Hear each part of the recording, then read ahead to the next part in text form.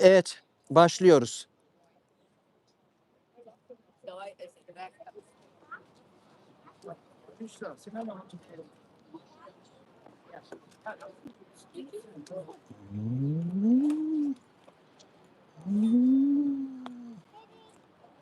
Muzaffer amca nereye geçiyorsun? Abi biz yolu tamamlayamayız ama biraz geleceğiz abi. Aha, sağ olasın. Bir dakika boşuna gitsin. Şimdi şu karşı şeye geçeceğiz. Karşı şulosun oradan biri gösteriyor. Oraya geçeceğiz. Umarım yolu bulurum. Şuradan beri gideceğim şeye. Hadi görüşürüz. Kağıtlar şeyde mi?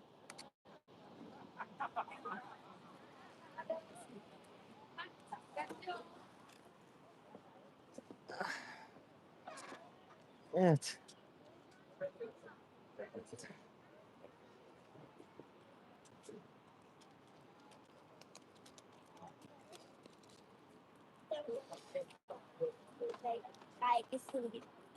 Evet, umarım. Evet, hadi bismillah. Hadi bakalım.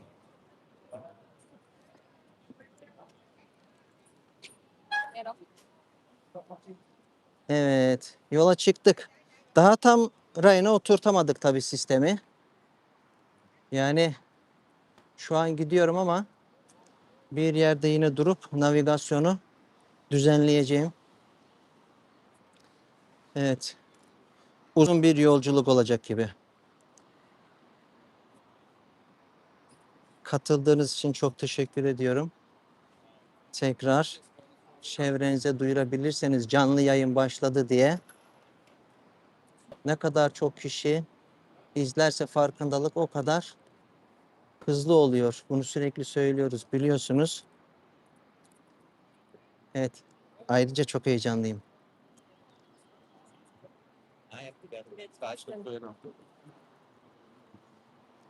Evet. Şu an biraz böyle kalabalık gibi bir yerde gittiğim için Rheinfall Şelalesi'nin orada olduğumuzdan dolayı biraz böyle bir kalabalık heyecanı var. İnsan böyle durumlarda acaba kalabalık olsa mı olmasa mı diye tereddüt de etmiyor değil. Olsa bir türlü olmasa bir türlü gibi. Yani yolumuz uzun olduğu için biraz böyle hem de toplanalım diye şey yapıyorum. Evet, arkadan bir arkadaşımız da gelecekti.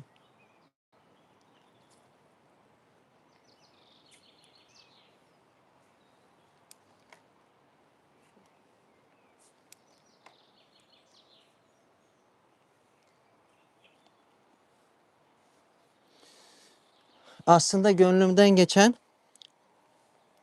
iki tarafını da görebilmekti. Yani hem sizleri görmek istiyordum hem de sizin karşıyı görmenizi, yolu görmenizi istiyordum. Ama maalesef teknik sebepler buna el vermedi. Daha acemi olduğumdan dolayı umarım mazur görürsünüz.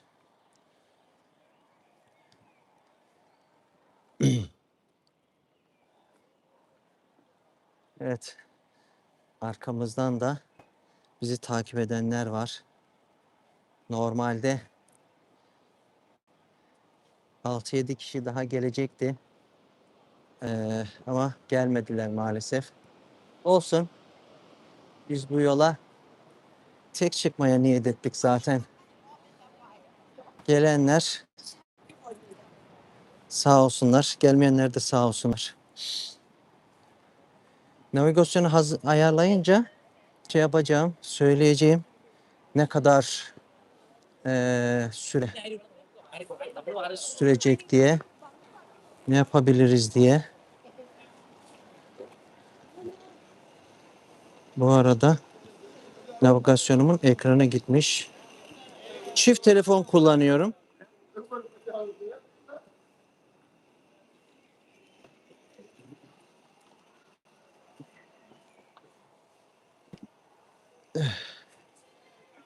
Görüşürüz.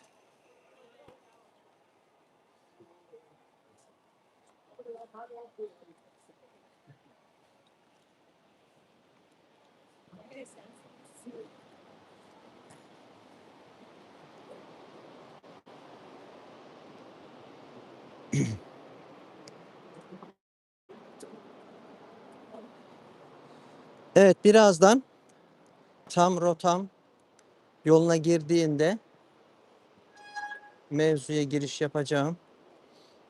Şu an hala daha tam rayına girmiş değil sistemimiz.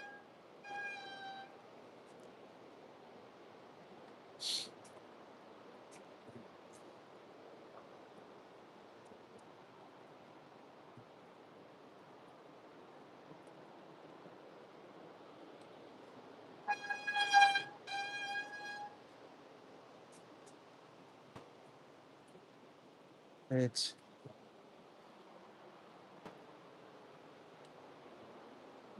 Şöyle yapsam biraz yolu izler misiniz diyeceğim ama izleyemiyorsunuz.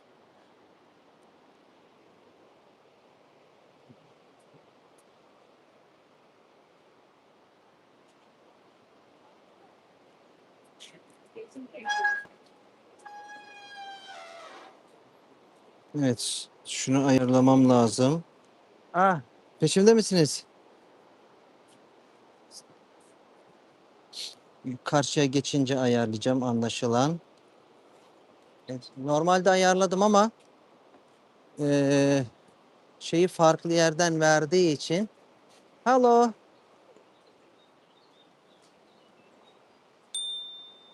Hello. Entschuldigung.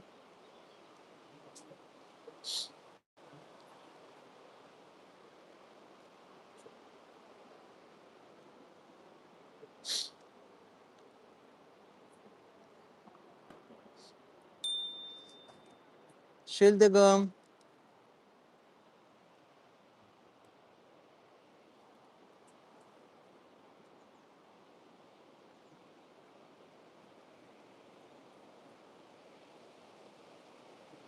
Evet, şu an rayının üzerinden geçiyoruz tekrar.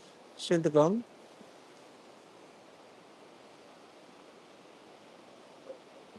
Hop. Entschuldigung.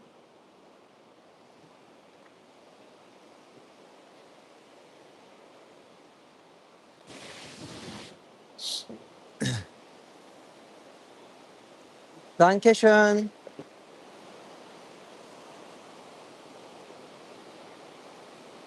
Evet, Şulos'a doğru gidiyoruz.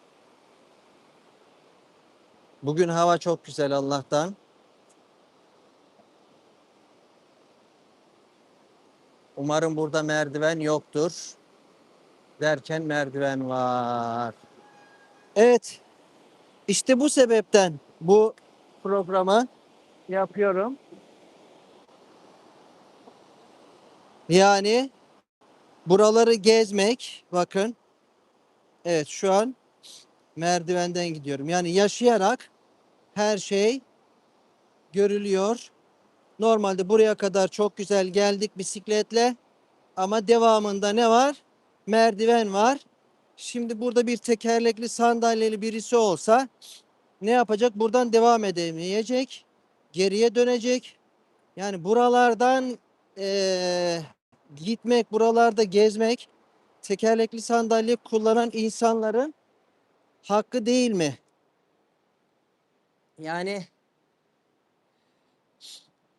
bu özel insanlar buralarda gezmemeli mi? Evet. Yani direkt dakika bir.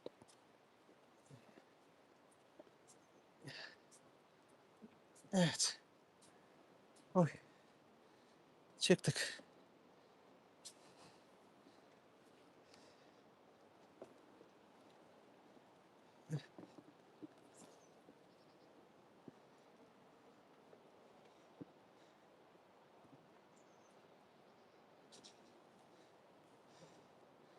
Evet.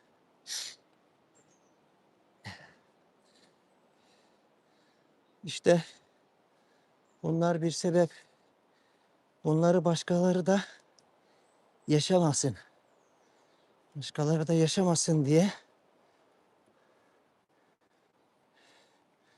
bu mücadeleyi yapacağız. Evet.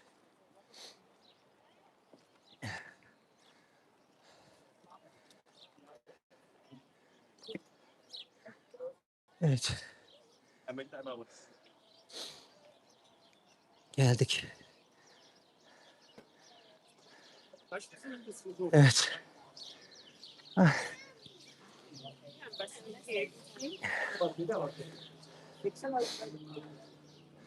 evet. Hedefime geldim.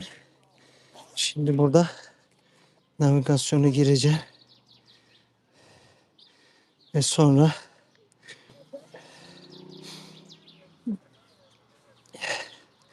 şeyimiz başlayacak inşallah.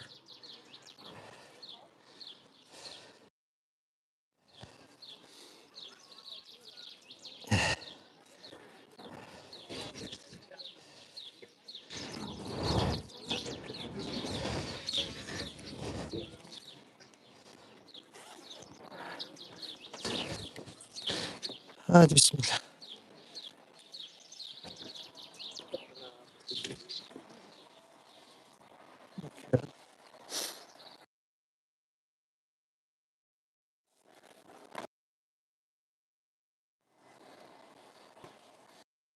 Güzel insanlar.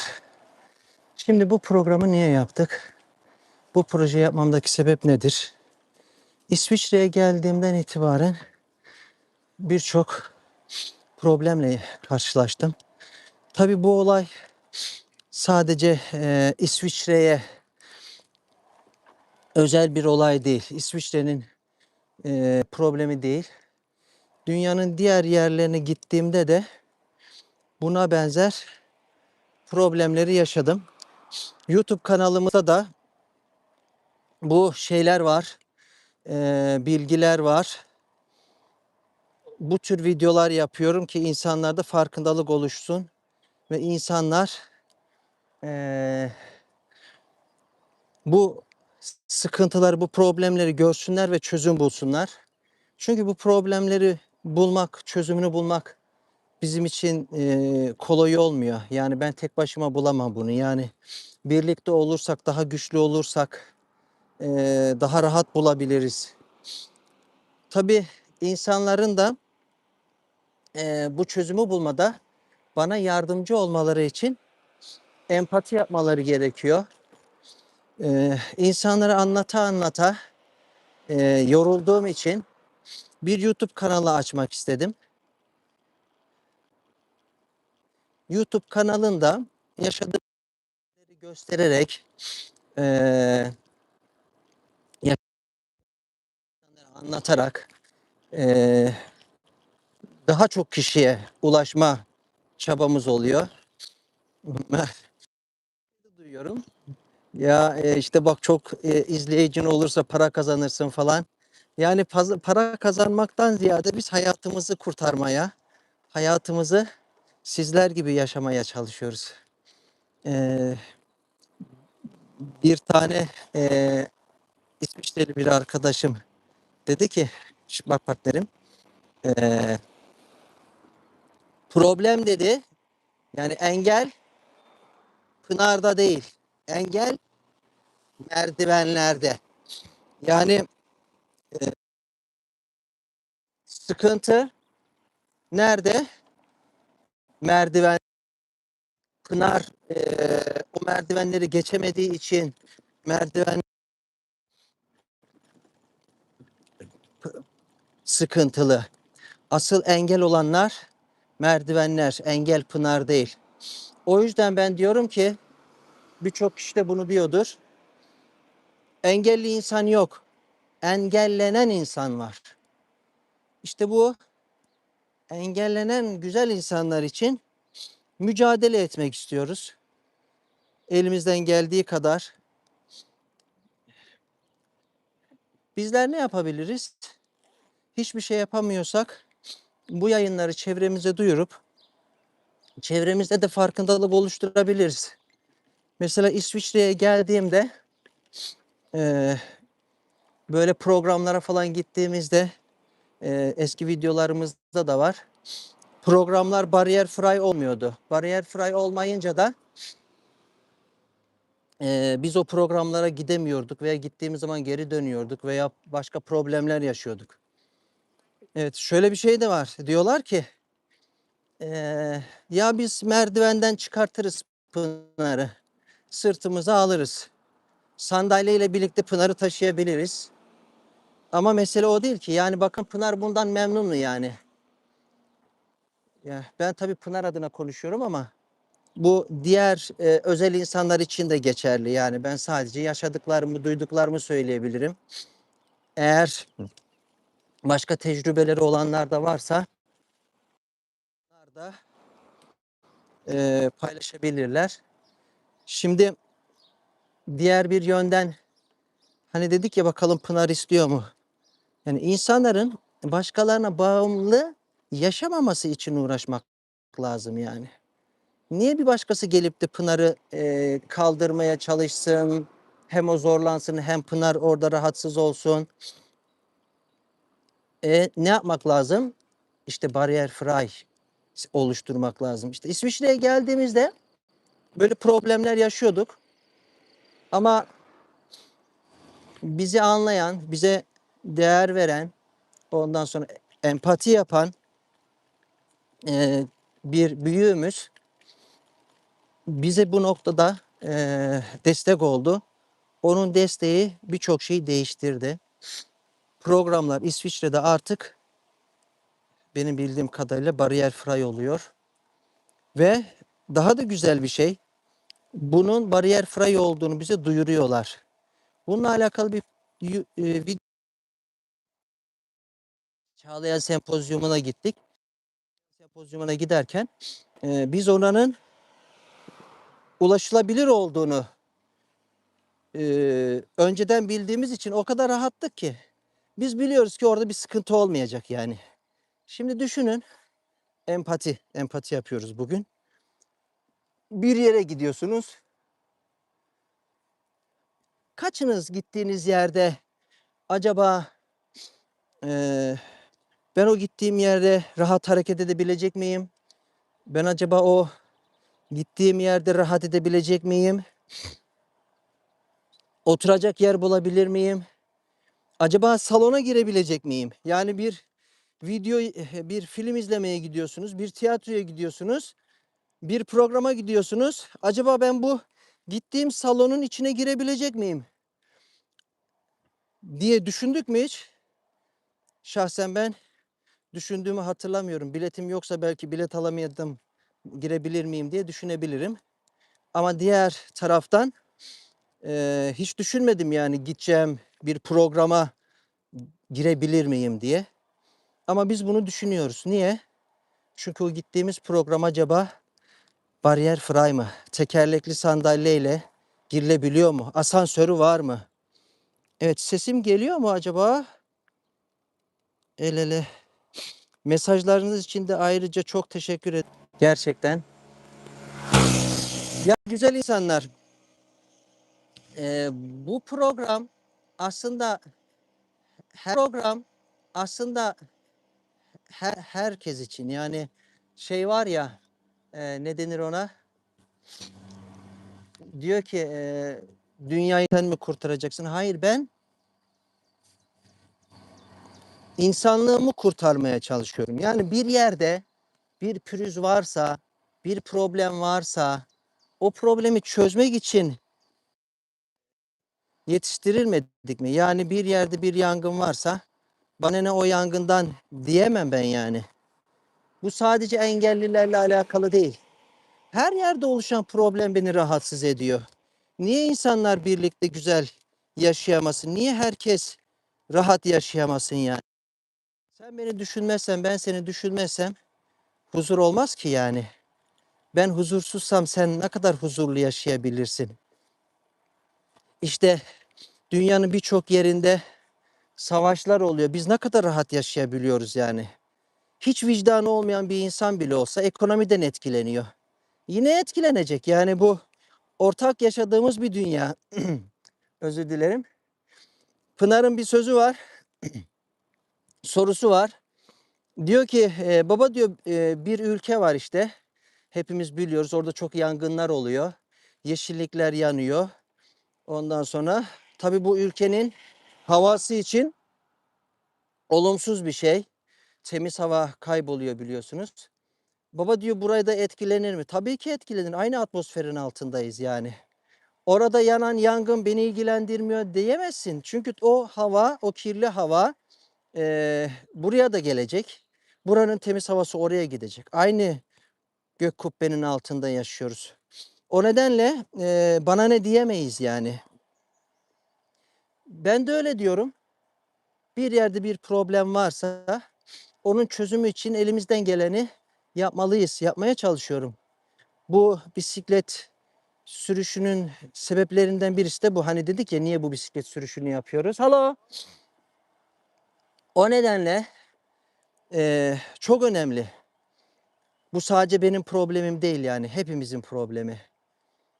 Çünkü tekrar ediyorum sürekli ama önemli olduğu için bir yerde bir problem varsa biraz önce anlattığım gibi savaş gibi vicdansız da olsan bana ne bile desen onun mutlaka havasından, suyundan, ekonomisinden etkileniyorsun.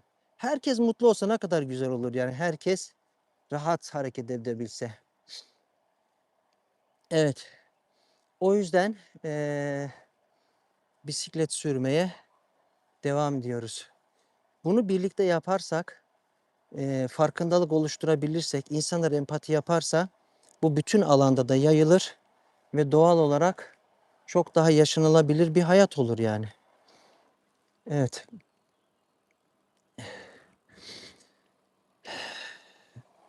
Umarım sıkılmıyorsunuzdur. Çok özür dilerim.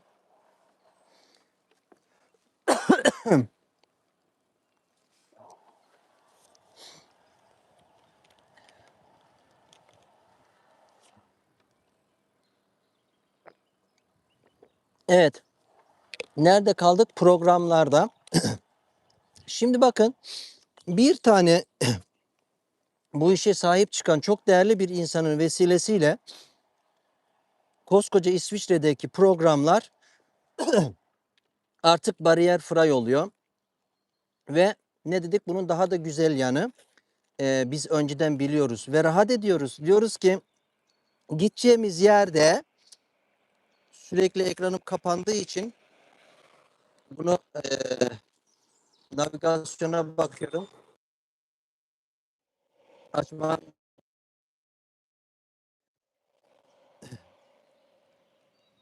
Gideceğimiz yere gönül rahatlığıyla gidiyoruz. Şimdi ya tabii yaşadığımız problemleri anlatacağız. Ondan sonra şöyle düşünebiliriz yani. Acaba sağlıklı bir bireylerin olduğu aileyle özel insanların olduğu bir aile arasındaki fark nedir? Var mı? Yani ikinci sosyal danışmanıma dedim ki siz bizi daha iyi anlarsınız. Siz de özel bir insansınız. Eee, bizi daha iyi anlarsınız. Bizim diğer ailelerden farklı olduğumuzu, olmamız gerektiğini. Bana dedi ki sizin diğer ailelerden hiçbir farkınız yok. Ya böyle bir şey olabilir mi yani? İşte bu diğer ailelerden farkımız var mı yok mu biraz da bunu konuşmuş olacağız yani. Bu da ortaya çıkmış olacak. Biraz önce söylediğimiz gibi birçok insan tatile giderken, bir programa giderken, sinemaya giderken, tiyatroya giderken düşünmüyor ben o programa katılabilir miyim, gidebilir miyim, nasıl yapabilirim? Ondan sonra ama biz düşünüyoruz. Biz ilk önce gideceğimiz yeri düşünüyoruz. Yani tabii bu şeyle alakalı, dediğimiz gibi yine farkındalıkla alakalı. Arkadaşlarla bir yere gideceğimiz zaman ben bakıyorum acaba buraya ben bir daha gelebilir miyim ailemle?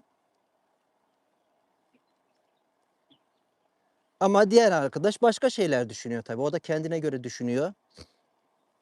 O yüzden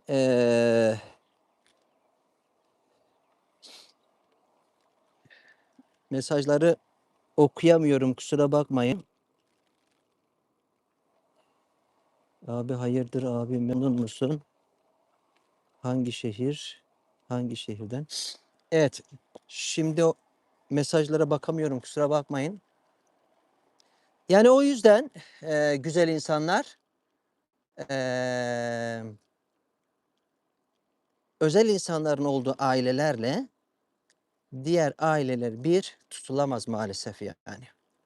İşte biz bir tutulsun diye uğraşıyoruz. Bir tutulması için özel insanların bariyer free bir hayatta yaşaması gerekiyor.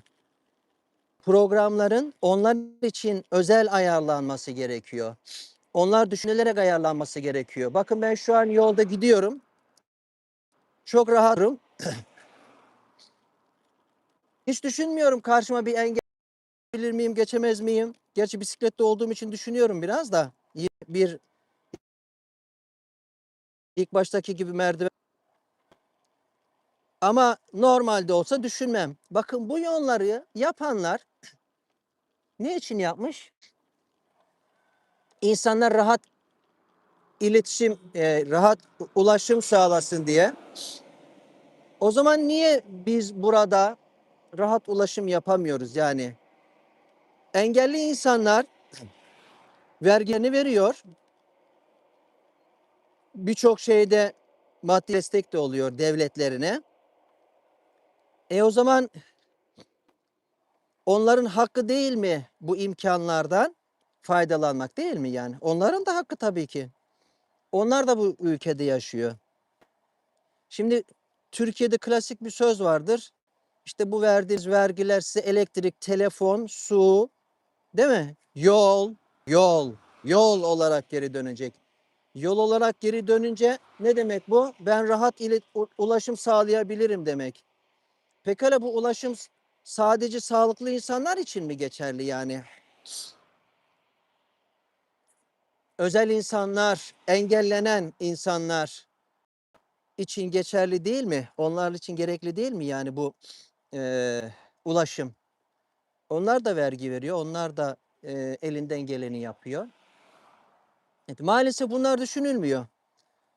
Bunun için aslında onlardan destek de alınabilir, yardım da alınabilir. Ne yapabiliriz sizin için diye veyahut da onlara e, onlar gibi olup mesela oturacak yolları yapan kişiler bir tekerlekli sandalyeye ondan sonra yol boyunca ilerleyecek. O yaptığı yol boyunca ilerleyecek. Bakacak acaba bu yolda tekerlekli sandalyeyle rahat gidilebiliyor mu? Alacak eline bir bastonu görme engelliler için. Ondan sonra bakacak o yolda bir görme engelli birisine ihtiyaç duymadan gidebiliyor mu? Ya işte yanında birisi olsun. Senin yanında birisi olmadan sen yürüyebiliyorsun. Bu güzel insanlar niye yanında birisi olmadan ilerleyemesin? Evet, buradan öbür aradan gideceğim. Şu an Pınar'ın at binme terapisinin olduğu yerden geçiyorum. Evet, at binme terapi derken yine bir engel. Eee, Yani buraya konu açılmışken anlatayım. Pınar normalde her hafta buraya geliyordu at binmeye. Rayte terapi, at binme terapisi. Çok mutlu oluyordu. Sağlık açısından da çok verimli bir şey. Yani imkanlı olanlara tavsiye ederim. Sonra yine o ikinci sosyal danışmanımız dedi ki yani artık dedi eee, Pınar'ın bu at binme terapisinin ücretini karşılayan vakıf karşılayamayacak. Ona başvuru yapamıyoruz. Bireysel de başvuruları kabul etmiyor. O zaman ne yapalım? Biz belki dedi sosyal olarak ücreti ödeyebiliriz hepsini dedi. Bir sorayım dedi. Sordu. Yani sordu. Sonra dedi ki bize Ya sigorta diyor ki hani sağlık sigortası ya da o komisyon kişiler bu riskli bir spor. Aslında bu bir spor değil. E, aslında bu bir spor değil. Bu terapi yani. Riskli. Ondan sonra Pınar Diyabel'in selamı var sana. Evet. Diyabel de umarım sağlıklıdır. Pınar'ın terapi yaptığı atın adı. Pınar çok seviyor onu. Dediler ki bu riskli bir spor. O yüzden Pınar burada bir kaza geçirdiğinde sigorta bunu ödemez. Tabii ben bunu araştırdım, sordum. Herkes şaşırdı, böyle bir şeyin olmayacağını söylediler. Ondan sonra tekrar sigortaya sordum bu sefer. Dedim böyle bir şey var mı? Hayır, kesinlikle böyle bir şey olamaz dediler. Sosyal danışmanıma dedim. Böyle böyle diyorsunuz dedim ama böyle araştırır mısınız bunu? Bana dedim bir bilgi verir misiniz? Ondan sonra bana geri dönüş yaptı. Dedi ki ya öyle bir şey yokmuş. Ondan sonra bunu kime sorduğunuzda şey yaptınız? Yani bak, bu çocuk terapisini aksattı. Ondan sonra bizim yaşadığımız stresler, bunu ayarlayacağız, düşüneceğiz ne olacak diye. Ondan sonra dedi ki evet, riskli bir şey değilmiş, sigorta karşılıyormuş ama biz bunu karşılayamayız. Kesti attı. Siz isterseniz maddi bir kaynak bulursanız siz oradan devam edebilirsiniz. Ya çocuğun hevesi kırıldı zaten. Morali bozuldu. Ondan sonra bizim yaşadığımız şey zaten ayrı. Ondan sonra yani ne gerek var bu çocuğun hayatını kolaylaştıracağımız yerde zorlaştırmak kime ne kazandırır? Evet. Sonra başka bir dernek, çok teşekkür ediyorum onlara. Yani ben daha şey yapmadan kabul etti ne denir ona? Eee Bezirkır diyor ama yanlış yere mi girdim acaba?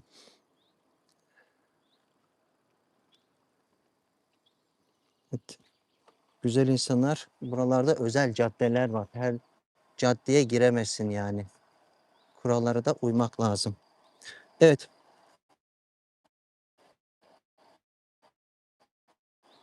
Sonra yeri araştırıyoruz. Bu programdan sonra inşallah. Bakın sadece bir olay. Tabii böyle basit anlatıyoruz ama yaşarken böyle olmuyor. Aylar sürüyor, günler sürüyor. Eee, yani acı günler geçtikten sonra daha farklı oluyor. Eee, anlatırken gülerek anlatıyoruz ama yaşarken öyle kolay olmuyor. Evet, şimdi anlatacağım demiştim. Eee, yine gelelim. Ben bu dünyayı sen mi kurtaracaksın? Kime ne anlatacaksın? İnsanlar anlamaz diyenlere. Deniz Yıldızı hikayesi vardı. Videomda da söyledim. Şimdi adamın bir tanesi, biliyorsunuz, deniz kenarına bir sürü deniz yıldızları vurmuş. Ölmek üzereler. Kimisi onlara böyle aldığını denize atıyor. Aldığını denize atıyor. Aldığını denize atıyor böyle hızlı bir şekilde. Adamın bir tanesi geliyor ki ne yapıyorsun sen? Diyor ki bu deniz yıldızlarının kurtarmaya çalışıyorum. Ya görmüyor musun diyor.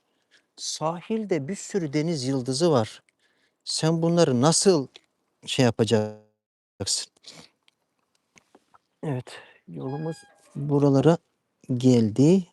Böyle mi gideceğim? Bir değişik bir yol çiziyor bana navigasyon. Evet. Diyor ki burada bir sürü diyor deniz yıldızı var. Bunlar nasıl yapacak? Eee, kurtaracaksın yani. Bu ne diyecek diyorum.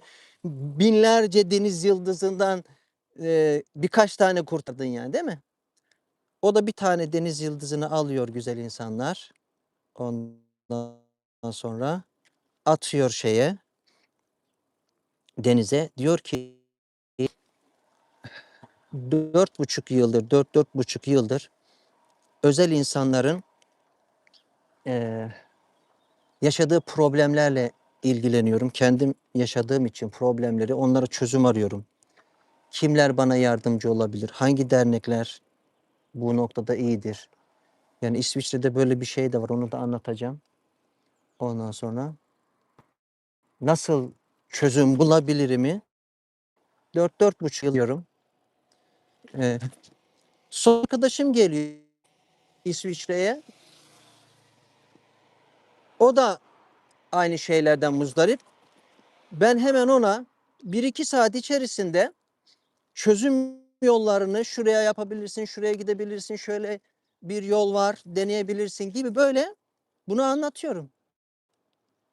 Ya benim 4-4,5 yıllık tecrübemden o 1-2 saatte ne yapmış oluyor? Faydalanmış oluyor. Bundan daha güzel bir şey var mı? O insanın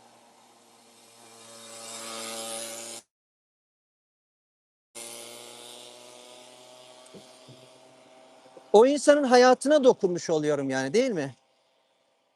Bir kişinin hayatını kolaylaştırmak o kadar güzel ki. Şimdi ne yapacaksın sen diyenler için? Bu arkadaş için ne yaptı? Çok şey değişti. Çok şey değişti yani. Onun ne değiştiğini en iyi o anlar.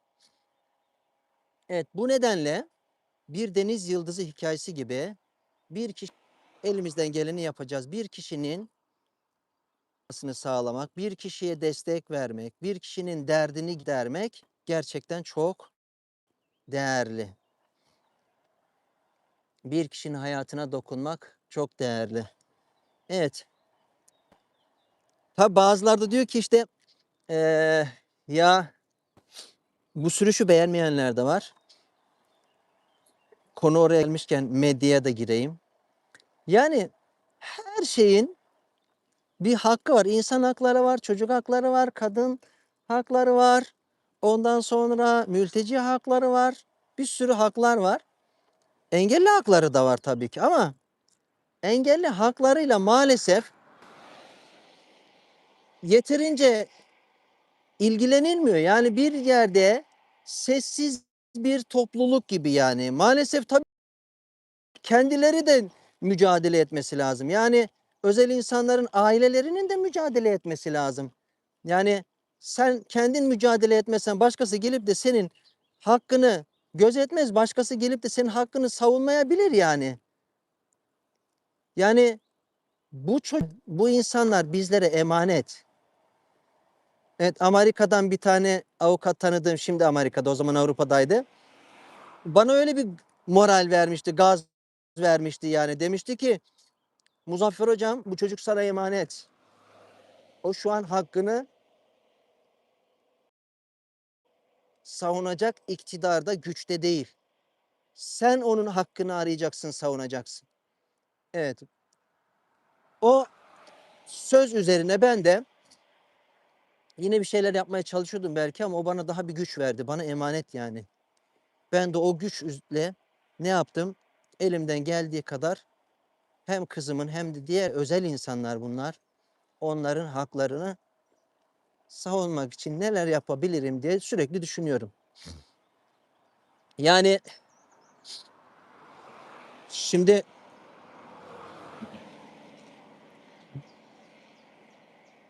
biz mesela kendimiz için bir şey yaparken, ayakkabı alırken, elbise alırken düşünüyoruz. Nasıl konforlu bir ayakkabı alabilirim? Hani kendimiz için belki fedakarlık oluyor.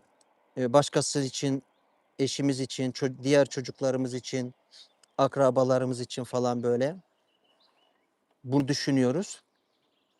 Aynı konforu bu özel kişiler için de düşünmemiz lazım yani. Çünkü aynı hayatta yaşıyoruz. Onun da hakkı. İşte benim mottom, konudan konuya geçiyorum. Ney? Bir tanesi parklarda oynamak özel çocukların da hakkı. Yani bu çocuk parkları sadece sağlıklı çocuklar için mi olmalı yani? Engelli çocuklar o parklarda birisine ihtiyaç duymadan kendi başına oynayamaz mı yani? Oynaması gerekmez mi? Bu parkları yapan kişiler, belediyeler artık kimler ilgileniyorsa mühendisler düşünseler bu parkta bir engelli çocuk da oynamalı. O çocuğun hakkı yok mu yani? İşte bu farkındalık bunun için önemli. Eğer o mühendis bunu bilse, o belediye bunu bilse, birileri onlara hatırlatsa, işte o zaman o parklar ne olur? Onlar için de olur. Evet, deniz yıldızından bahsetmiştik ya. Biz de İsviçre'de bakın birkaç kişi böyle dilimizin döndüğü kadar anlattığımızda koskoca İsviçre'de birçok program vesaire ne oldu? Bariyer fry oldu. Yani bir kişiden ne olacak dememek lazım. Ne kadar çok kişiye ulaşabilirsek halkı o kadar büyür, dünya yaşanılabilir bir hayat olur. Ya ben zaten yaşıyorum. Yani benim için bir problem yok ki diyenler için de ilk başta söylediğim bu savaş örneğini verebiliriz. Yani siz o savaşa bana ne derseniz yarın bugün hiçbir şey olmasa ekonomik olarak bundan etkilenirsiniz yani. Hani vicdanınızı kaybetmişseniz bana bu savaştan derseniz mutlaka bundan ne yaparsınız? Etkilenirsiniz. O nedenle ben hayatımı yaşıyorum deme şansımız, lüksümüz yok. Bir yerde bir problem varsa bu bizi bir gün bulacak. O yüzden en güzeli o problemi ortadan kaldırmak, bir çözümünü bulmak olmalı diye düşünüyorum. Evet, bisiklet konvoya geçti yanımdan. Karşıdan geldiler. Evet güzel insanlar. Şimdi o zaman konumuz programlara gelmişken ondan da bahsedelim. Şimdi insanlar düşünüyor ki programlar bariyer fray yapılırken yani engellilere rahat hareket edebileceği bir şey yapılırken çok zor bir şey yapılacak yani. Halbuki çok basit bir şey yani bu. Bunu uyguladık. Dediğim gibi Çağlayan Sempozyumuna gideceğimiz zaman orayı koordine eden abiyi aradım, arkadaşı aradım. Benden büyük abim yani benim. Aradım dedim ki abi böyle böyle bir abimizin selamıyla arıyorum.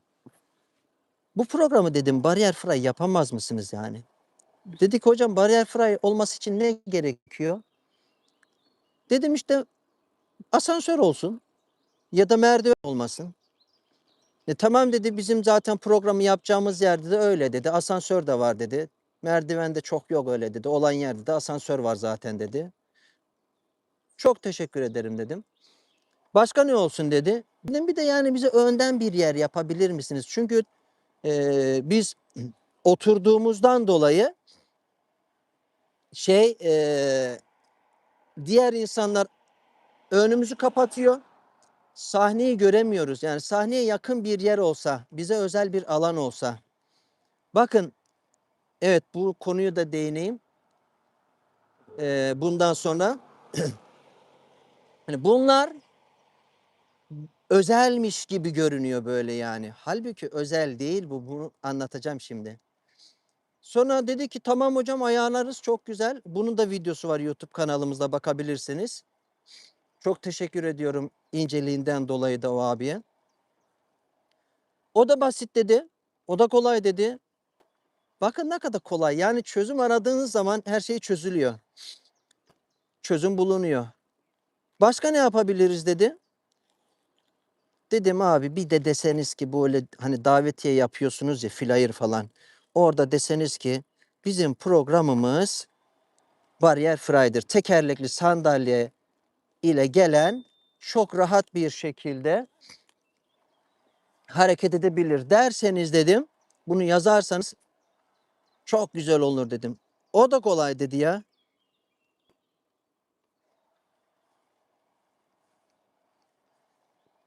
Evet.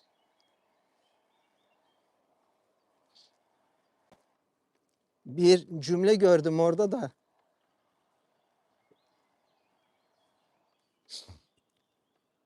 duygulandım. Zaten çok sulu gözlü birisiyim. Evet, babalar evlatları için yaşar.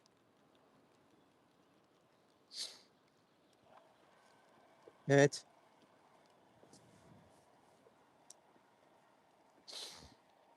Sonra abi dedi ki onu da yaparız, çok kolay. Bakın 3 madde hayatımızı o kadar kolaylaştırdı ki biz o programa giderken hiç düşünmedik bir problem yaşayacağız diye. Programa gittik, gerçekten de güzel, bariyer fraydı. Bilgi olarak da çok faydalandık. İsviçre'de yeni bir kırtasiye açıldı. Çok büyük bir eksiklikti, o tamamlandı inşallah. Gittik orada yerimiz hazır. Ondan sonra gideceğimiz zaman acaba bir sıkıntıyla karşılaşacak mıyız diye düşünmedik. Böyle bir şekilde gittik. Yani insanların, konu buradan geldi, hayatını kolaylaştırmak zor değil. Yeter ki siz düşünün, çözüm arayın. Hele de beni dinleyen insanlar zaten çözüm odaklı insanlar. Gerçekten birçok projelerde güzel şeyler yapmış insanlar yani. Hatta bir tane abimin bir sözü var. Diyor ki sizin yaptığınız hangi şey yarım kalmış, kötü olmuş. Yani böyle değerli insanlar, beni dinleyenler. Yeter ki biz bunun çözülmesi gerektiğini düşünelim. İşte bu yüzden bu bisiklet sürüşünü yapıyorum. Bunu düşünmemizin gerektiği için. Hello.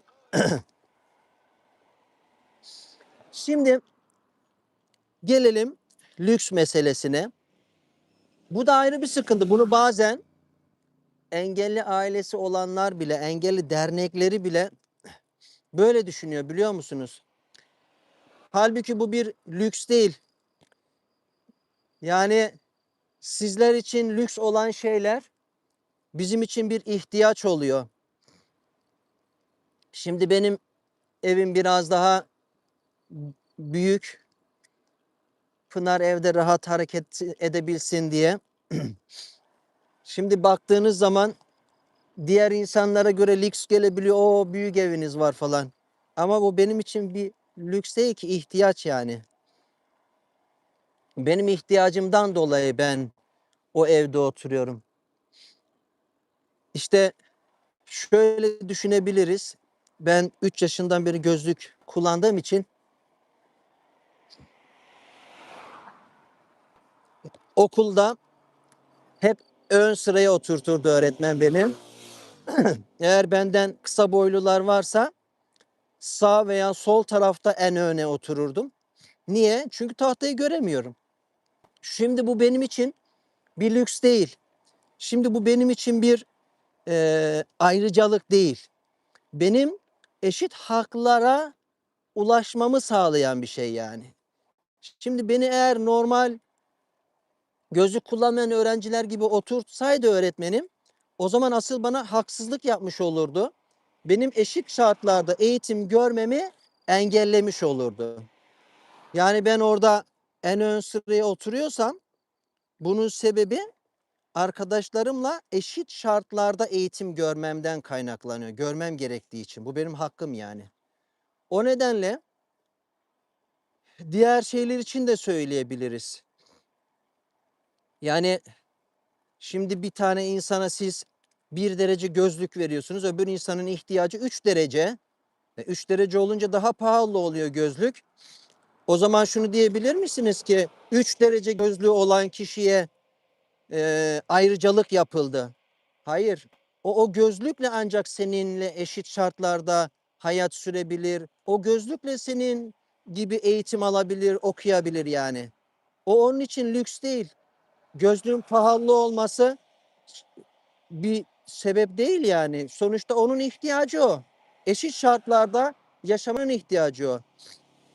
İşte biz de aynı şekilde bazı malzemelere ihtiyacımız olduğunda ev, araba, tekerlekli sandalye, sağlık sistemi, maddi gelir olarak baktığımızda işte vergi muafiyeti falan vardı Türkiye'de. Ondan sonra bunlar bize lüks değil yani. Bunlar aslında bizim diğer ailelerle aynı seviyeye gelmemiz, aynı şeyleri yaşayabilmemiz için. Ama maalesef bazı engelli aileleri, bazı engelli dernekleri bile bunu bize lüks görebiliyor maalesef. Evet. Hatta bir tane İsviçre'de engelli derneğine gittim. Bana oranın görevlisi dedi ki, senin bu dediklerini yapsam dedi, gazetelerdeki manşetleri yani şimdiden görür gibiyim dedi yani. Düşünün yani bana verilen hakları, evet bana verilen hakları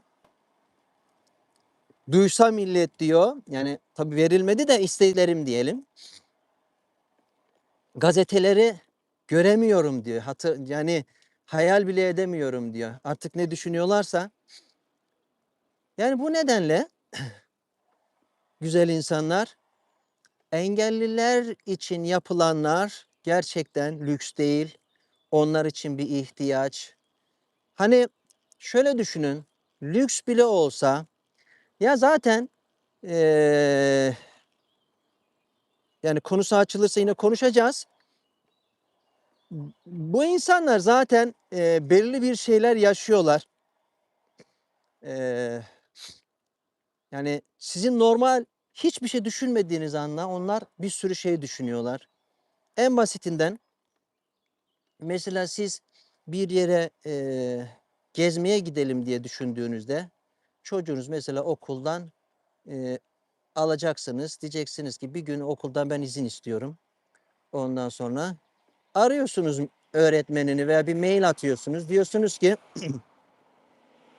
öğretmenim Ayşe Fatma işte bugün okula gelemeyecek, bizim bir programımız var. Bitti. Bu kadar. Öğretmen evet der, hayır der, bilemeyiz artık. Ama biz öyle değil. Yani benim düşünmem lazım. Acaba kimlere haber vermem lazım? Sadece öğretmene haber vermeyle olmuyor yani. Pınar'ın bakımı için okula gelenlere haber vermem lazım. Fizik tedavisi varsa o gün fizik tedavisine haber vermem lazım. Eskiden at binme terapisi vardı, o varsa ona haber vermem lazım. Yani ne kadar programı varsa bunların hepsine haber vermem lazım. Hepsinden okey almam lazım. Ondan sonra iyi hadi gidebiliriz o zaman. Gezmeye gidebiliriz dememiz gerekiyor. Yani bu sadece bir basit bir olay yani düşünün. Evet. Tabii burada şöyle bir şey de var. Benim güzel kızım zannediyor ki bunlar hepsi onun yüzünden. İşte diyor ki ben olmasam işte böyle problemler yaşamazsınız. Ben olmasam ondan sonra böyle zorlanmazsınız. Ben böyle bazen hakkımızı aramak için tartışıyorum, mücadele ediyorum. Ondan sonra üzülüyor tabii yani benim yüzümden oluyor bütün bu şeyler diye düşünüyor. Halbuki onun yüzünden değil. Yani onun yerinde başka bir çocuğum olsaydı ablası için de elimden geldiği kadar bir şeyler yapmaya çalışıyorum ama e, evet. O nedenle hiç öyle düşünme Pınar beni dinliyorsan.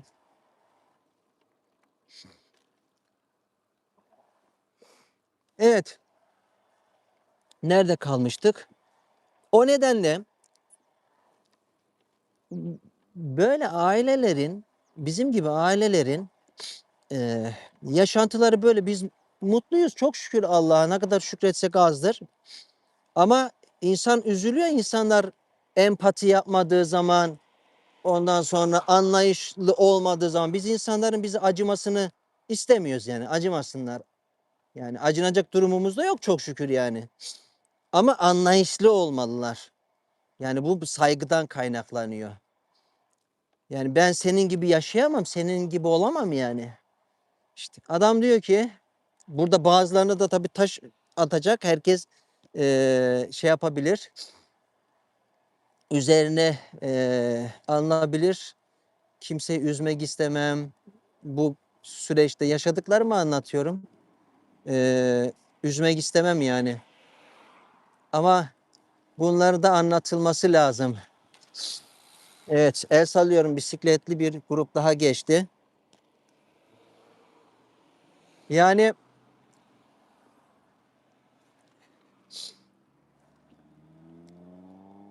işte diyor sen 4 yıldır buradasın. Daha dili öğrenemedin. Nasıl iş bulacaksın? İş bulamazsın. Ondan sonra sen işte belediyeye düşersin, şu olursun, bu olursun.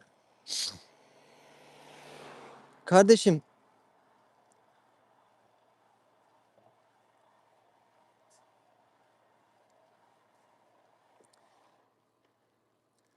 senin uğraştığın sadece bir tane şey. Benim uğraştığım 10-15 tane şey. Şu an İsviçre'de ondan fazla dernekle iletişim halindeyim. Çözüm aramaktan. Hatta size bir anımı daha anlatayım. Biraz dinlenelim. Umarım yorulmamışsınızdır. Evet, 1 saat olmuş. Umarım da doğru gidiyorduruz. Evet, bir kardeşimin tabiriyle navigasyon şeyiyim. Engellisiyim ben de. Evet. Şimdi İsviçre'ye geldik. İsviçre'de tabii şöyle bir durum söz konusu.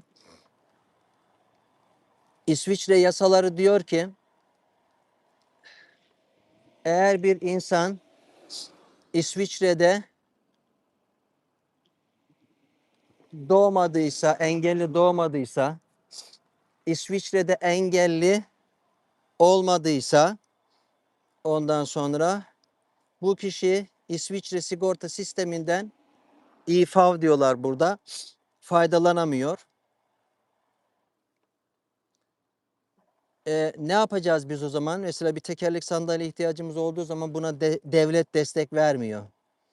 Diyor ki vakıflar var, dernekler var. Gidin onlardan ihtiyaçlarınızı karşılayın. Yani ben İsviçre hükümetine sığınmışım. Ama maalesef o beni derneklere gönderiyor, derneklere yönlendiriyor.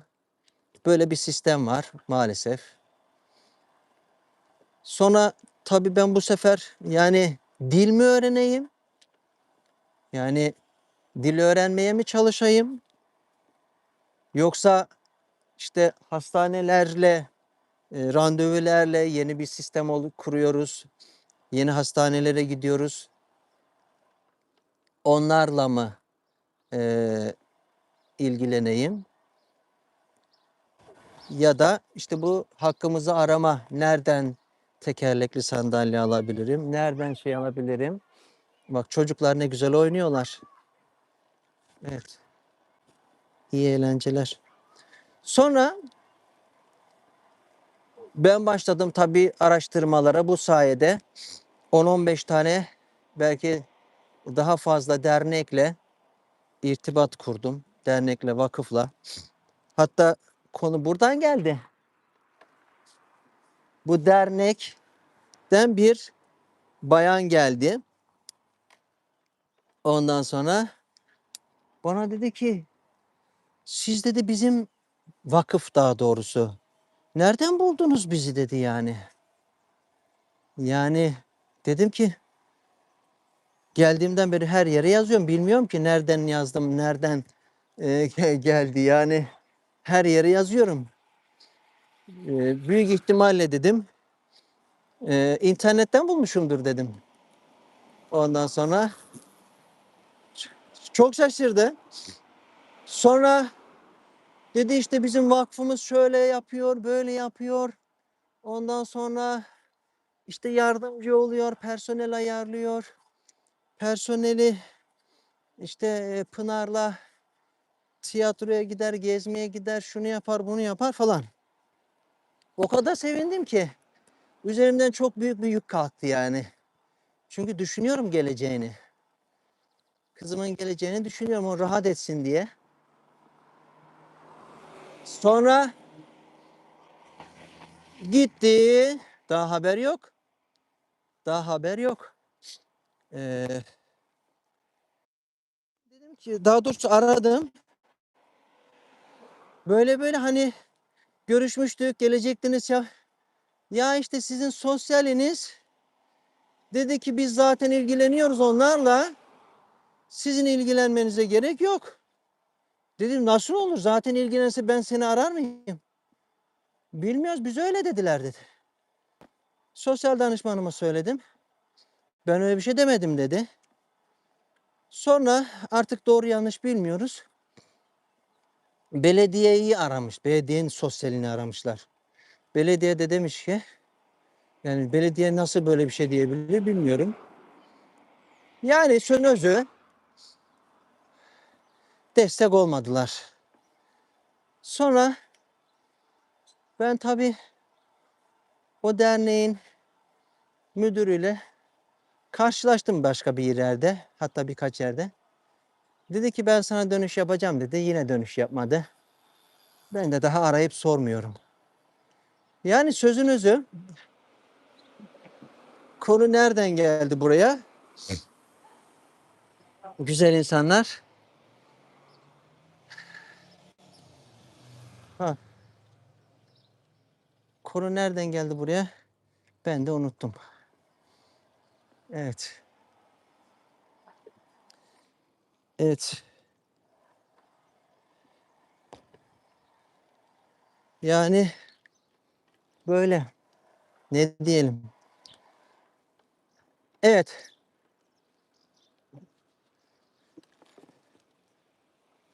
Bu şekilde 10-15 tane dernekle vesaireyle iletişim halindeyim.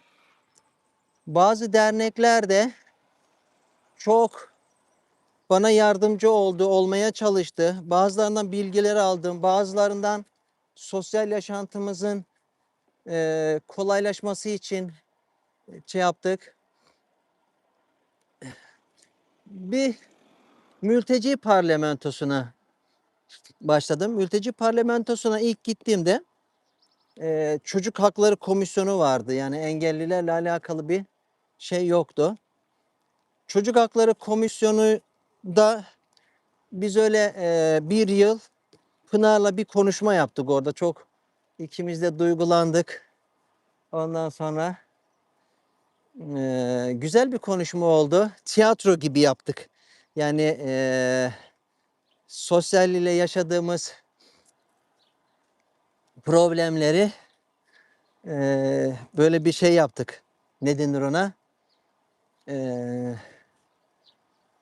Tiyatro şeklinde getirdik. Sonra orada bir yıl sonra Engelli Mülteciler Komisyonu oluşturuldu. Bakın hani diyoruz ya bir kişiye farkındalık oluşturmak. Yani orada bu programdan sonra engelli komisyonu oluşturuldu. Sonra çevredeki engelli mülteciler toplanıldı. Çevredeki engelli mülteciler eee, sorunları neler?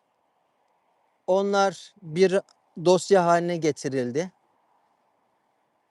Sonra çözüm arandı. Artık bulundu, çözüm bulunamadı ama büyük çoğunlukla bulunmuştur diye düşünüyorum. Ya bulunmasa bile en azından bir şeyler yapıldı yani. Bunlar çok değerli şeyler. O yüzden bir deniz yıldızından ne olur dememek lazım.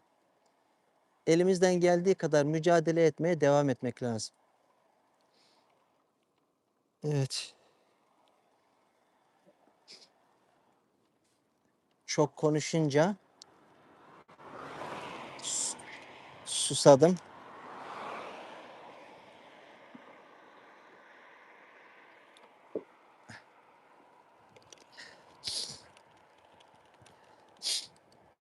Evet, konu medyaya gelmişti. Bu zamanda medyanın ne kadar değerli ve önemli olduğunu anlayamadıysak zaten hiçbir zaman anlayamayız. Yani bir ülke insanının uyutulması için veya bilgilendirilmesi için medya ne kadar değerliymiş, değil mi? İşte ben de bunun farkında olduğumdan dolayı elimden geldiği kadar böyle engelli farkındalığını medya yoluyla insanlara ulaştırmak istiyorum. Şu anda ne yapıyoruz? Sosyal medyayı kullanıyoruz.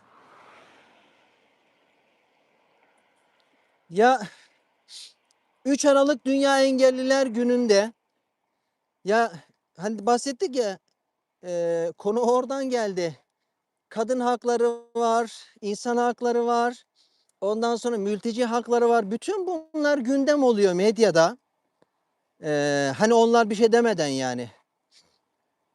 Gündem oluyor ama engelli hakları gündem olmuyor yani. Yani bir tane çok sevdiğim bir medyacı abiye dedim ki, abi 3 Aralık Dünya Engelliler Günü var. Bu 3 Aralık Dünya Engelliler Günü'nde bize dedim böyle bir kısa bir bölüm ayırsanız, ondan sonra ya hiçbir şey yapamıyorsanız deseniz ki haberlerin başında, ondan sonra güzel insanlar, bugün 3 Aralık Dünya Engelliler Günü, tüm engelli kardeşlerimiz için farkındalık oluşturulmasını gönülden arzu ediyoruz. Onları unutmayalım, onları farkındalık oluşturalım, onları anlamaya çalışalım deseniz yeter. Bana dedi, hocam gündemler çok olmazsa şey yaparız. Yani biz gündemler olmadığında boşluk doldurulacak bir bölüm müyüz yani? Hani hiçbir şey yoksa ya hadi gidelim şey yapalım ondan sonra. Hatta bunun benzerini Türkiye'de yaşadım. Yerel bir şeyde. Pınar işte bir dernek ile irtibat kurmuştuk yine o zaman. Ondan sonra Pınar'a akülü araba vermişlerdi. Bende vardı, akülü araba vardı bizim belediyeden aldığımız. Onu o akülü arabayı, çok büyüktü. Bize dediler ki size başka verelim. Bu sefer 2 tane olunca eskisini, yani o eski dedim, o da yeniydi. Belediyenin verdiğini biz onlara verdik. Onlar istemedi ama biz verdik. Ne yapacağız 2 tane akülü? O da birisinin ihtiyacını gidersin. Ondan sonra o derneğin başkanı, kulakları çınlasın, dedi ki hocam dedi,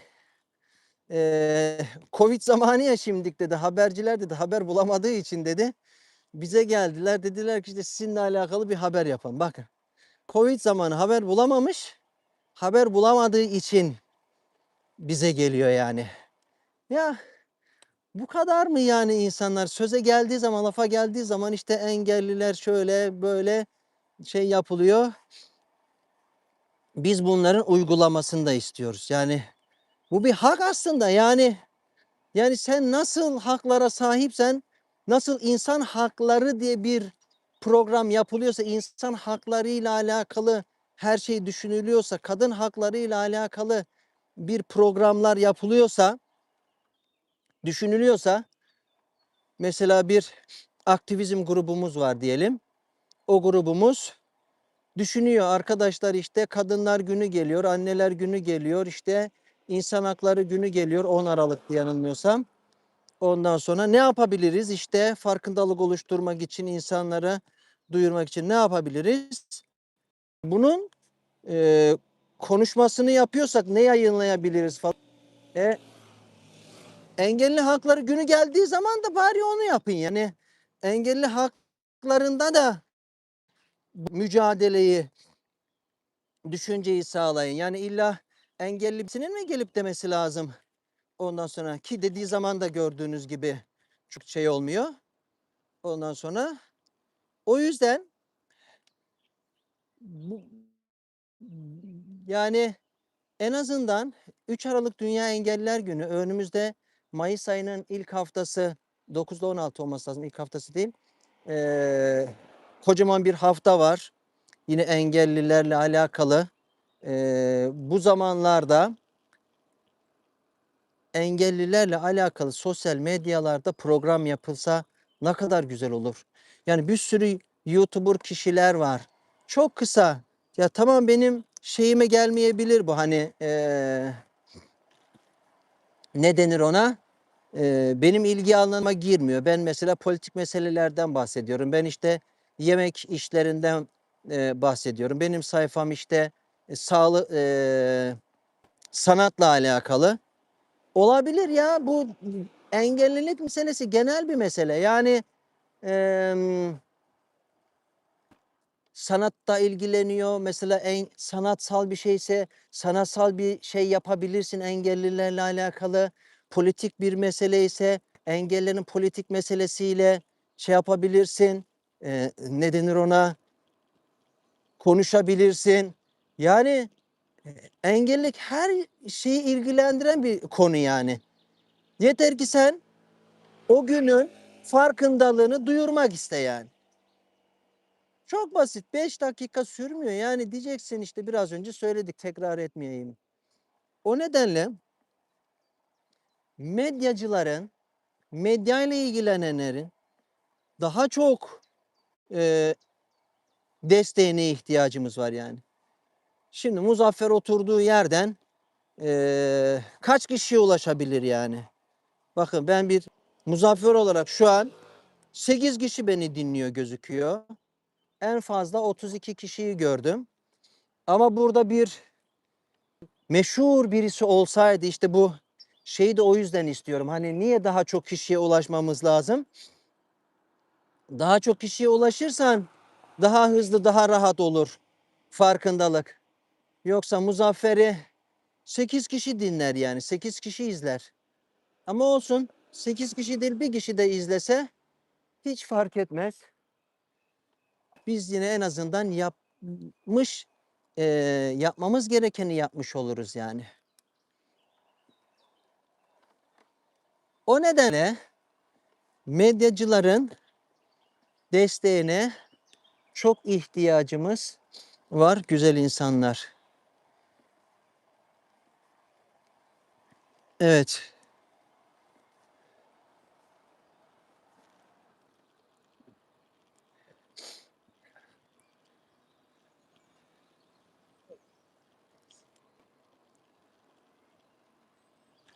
Devam ediyoruz.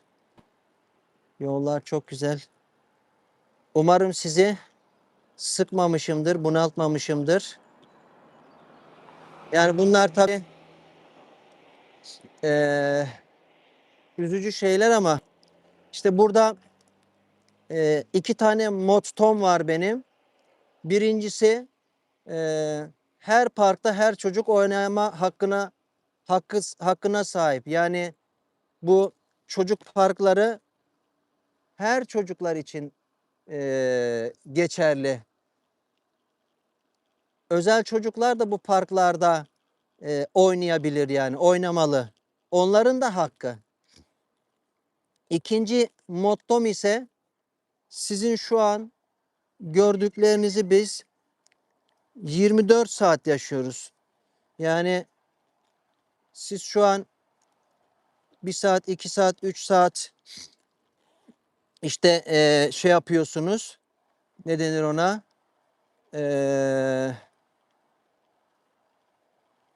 Görüyorsunuz, dinliyorsunuz. Ama biz bunu 7/24 yaşıyoruz.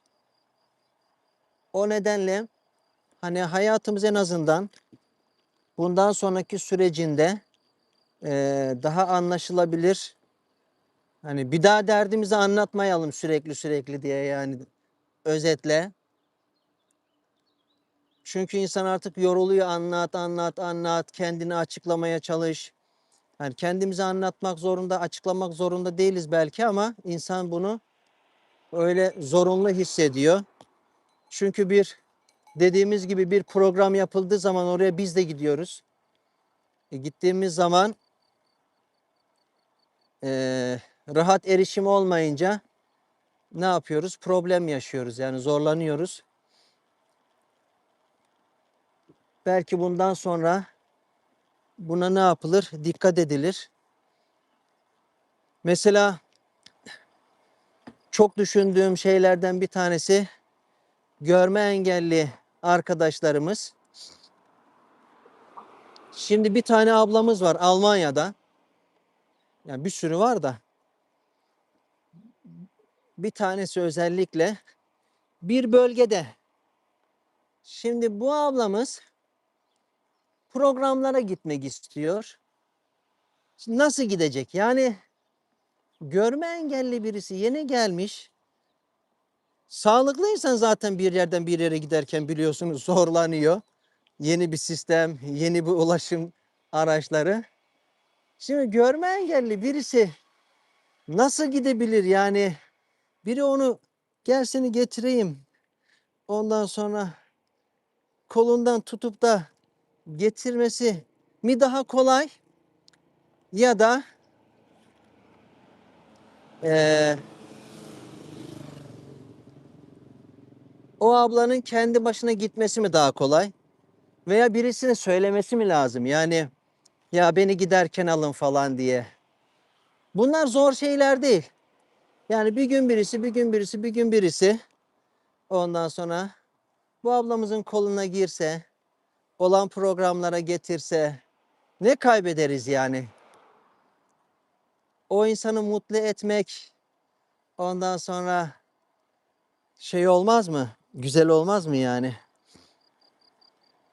O nedenle böyle çevremizde gördüğümüz, duyduğumuz, görme engelli insanlar varsa özellikle böyle programlara bir yerlere giderken onlara desek ki yarın eğer sen de müsaitsen ben seni getirmek istiyorum, sana eşlik etmek istiyorum desek onun hayatına dokunsak mesela ne kadar güzel olur yani. Öyle değil mi? Ya, empati yapmak lazım. Yani sürekli evde oturuyorsun, bir yere gidemiyorsun. Ondan sonra e, nasıl bir şey olur ama birisi gelse size dese ki ya hadi gel ben gidiyorum sen de getireyim ister misin dese ondan sonra ne kadar mutlu oluruz değil mi yani? İşte bunun gibi empati yaparak çevremizdeki bu özel insanlara dokunsak, onlara moral motive olsak harika olur yani. Tabii burada herkes kendi yaşadığı tecrübelerden şey yapar. Normalde teknik olarak ayarlayabilseydik böyle misafirler de kabul edecektim. İşte görme engelli, varsa işitme engelli, ondan sonra kişiler de davet edecektim. Ama maalesef teknik olarak ayarlayamadığım için Entschuldigung, Entschuldigung, Entschuldigung, Dankeschön. Teknik olarak ayarlayamadığım için onu yapamadım. Umarım bu da başarılı gidiyordur. Bilmiyorum. Sesim geliyor mu? Şimdi mesajlara bakabilirim. Şu an bakamıyorum. Hop, hop. Ha, şuradan da iniliyormuş. Evet. Evet.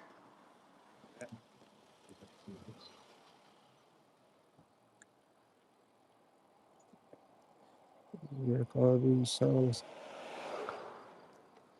Evet güzel insanlar. Heh, yine çok önemli bir meseleye değineceğim. Tabii ki Türkiye'deki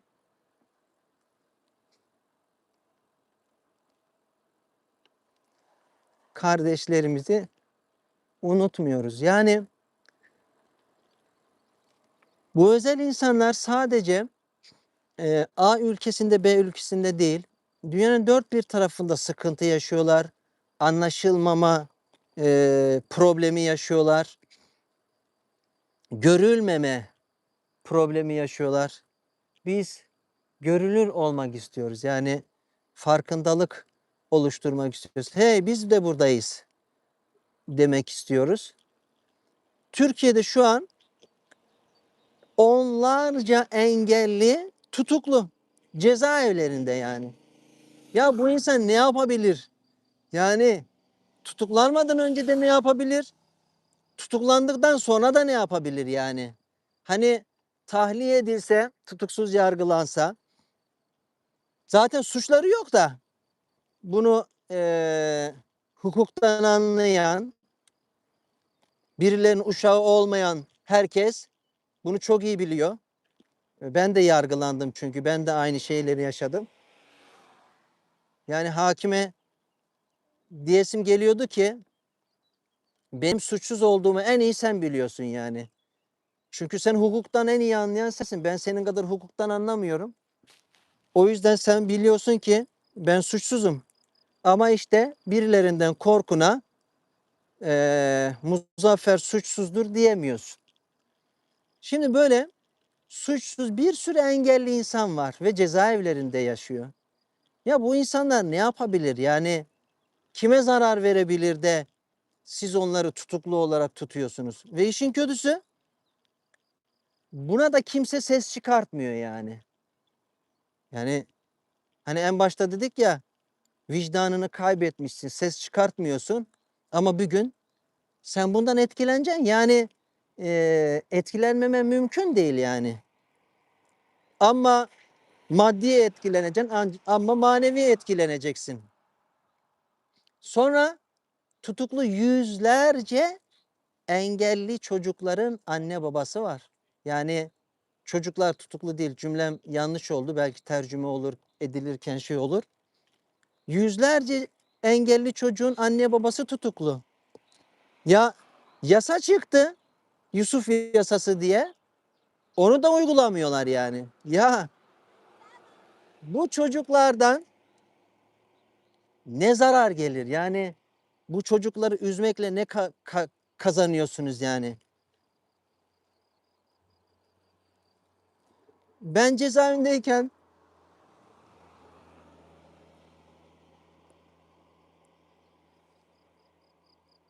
Pınar'ın neler yaşadığını en iyi annesi bilir yani. Ablası bilir. Daha da iyi kendisi bilir.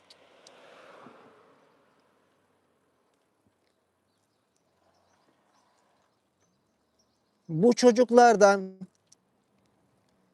ne istiyorsunuz yani? Bu çocuklara böyle sıkıntı çıkartarak, zarar vererek, onları üzerek zaten dertleri başlarından aşkın. Bir de sen onlara dert ekleyerek ne kazanabilirsin yani? Ancak böyle yaparak bulunduğun ülkeye zarar verebilirsin.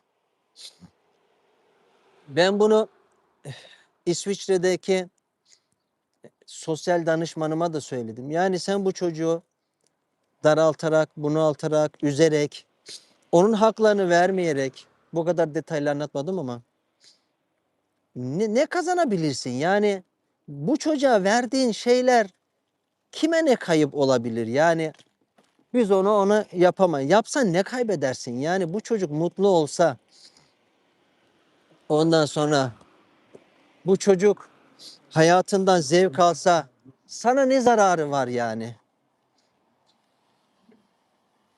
Ama maalesef insanlarda işte dediğimiz gibi empati, farkındalık, oluşmadığından dolayı onlar onu bir şey gibi görüyor. Zarar gibi görüyor. Dedim ya, Engelli Derneği'ndeki bayan gibi, yani benim hakkımı koruyacak olan kişi, o bile ya bunlar size yapılsa gazete manşetlerini düşünemiyorum demesi bile olayın aslında gösteriyor. Evet, çok güzel antika arabalar geçiyor. Güzel insanlar. Valla bayağı bir zaman gittik.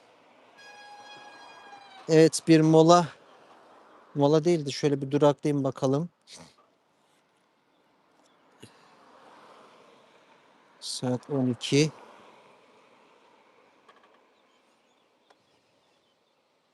2 saat mi? Allah Allah.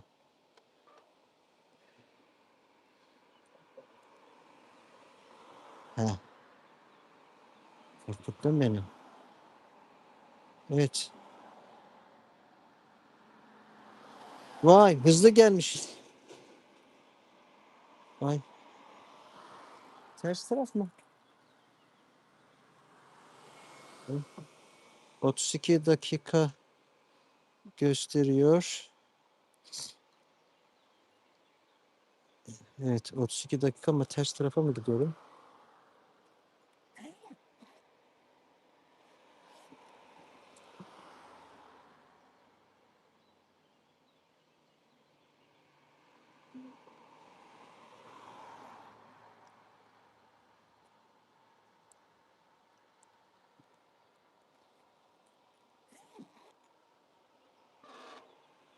Hmm.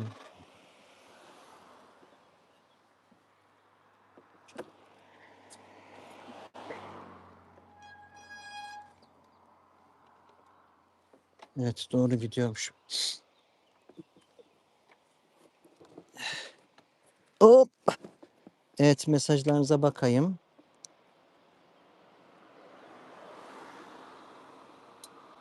Güzel Kutluca abi, yaşıyorsun bu hayatı, helal olsun demiş. Teşekkür ediyorum. Kolay gelsin hocam demiş. Teşekkür ediyorum.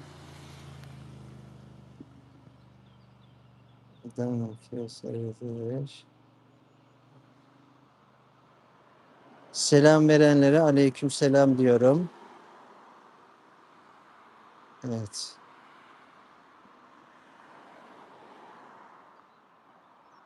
Yorulmak yok. İnşallah. Oo, teşekkür ederim yeğenim.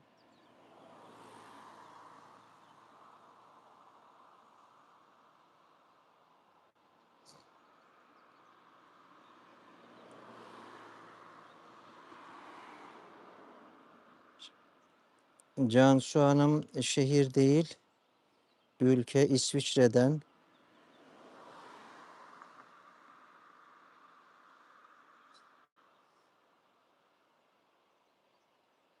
Sema der misin? Sema. Sema der misin diye mesaj gelmiş ama ben tabii anca gördüm. Sema.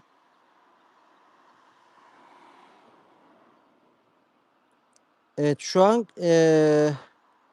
kamera ve seste bir sıkıntı var mı? Şu an kamera veya seste bir sıkıntı var mı?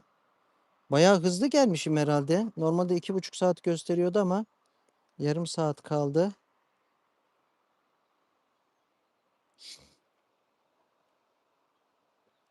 Evet, yazabilir misiniz? Mesaj yazabilir misiniz?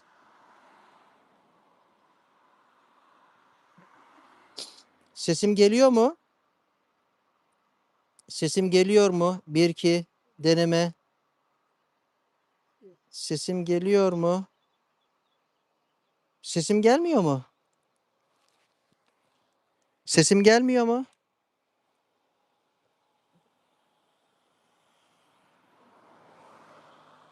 Geliyor. Evet. Geliyormuş. Hadi bismillah devam. Şuraya bakayım.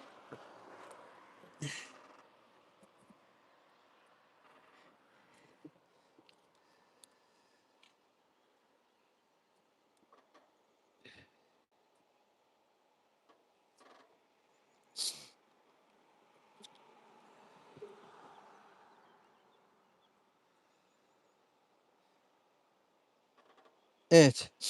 Şimdi notlarıma baktım.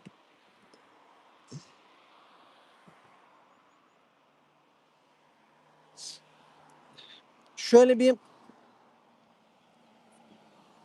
ulaşımdan bahsetmişken güzel insanlar, tekrar gelelim otobüslere. Otobüslerde rampalar var ama rampaları şoförler açmıyor. Otobüsle alakalı yaşadığım tecrübeleri paylaşayım. Şimdi otobüslere ilk biniyoruz. Normalde otobüs şoförü Pınar'ı gördüğü zaman hemen rampayı açmalı. Ondan sonra ama bazı şoförler rampaları açmıyor. Ondan sonra biz ısrar edince rampaları açıyor. Ondan sonra açarken böyle küt diye bırakıyor böyle sinirli sinirli. Sonra şeyi eee, rampayı açmak yerine tekerlekli sandalyeyi böyle izinsiz, bakın bu çok önemli. Tekerlekli sandalye kullanan insanların tekerlekli sandalyesi onların vücudunun bir parçası gibi.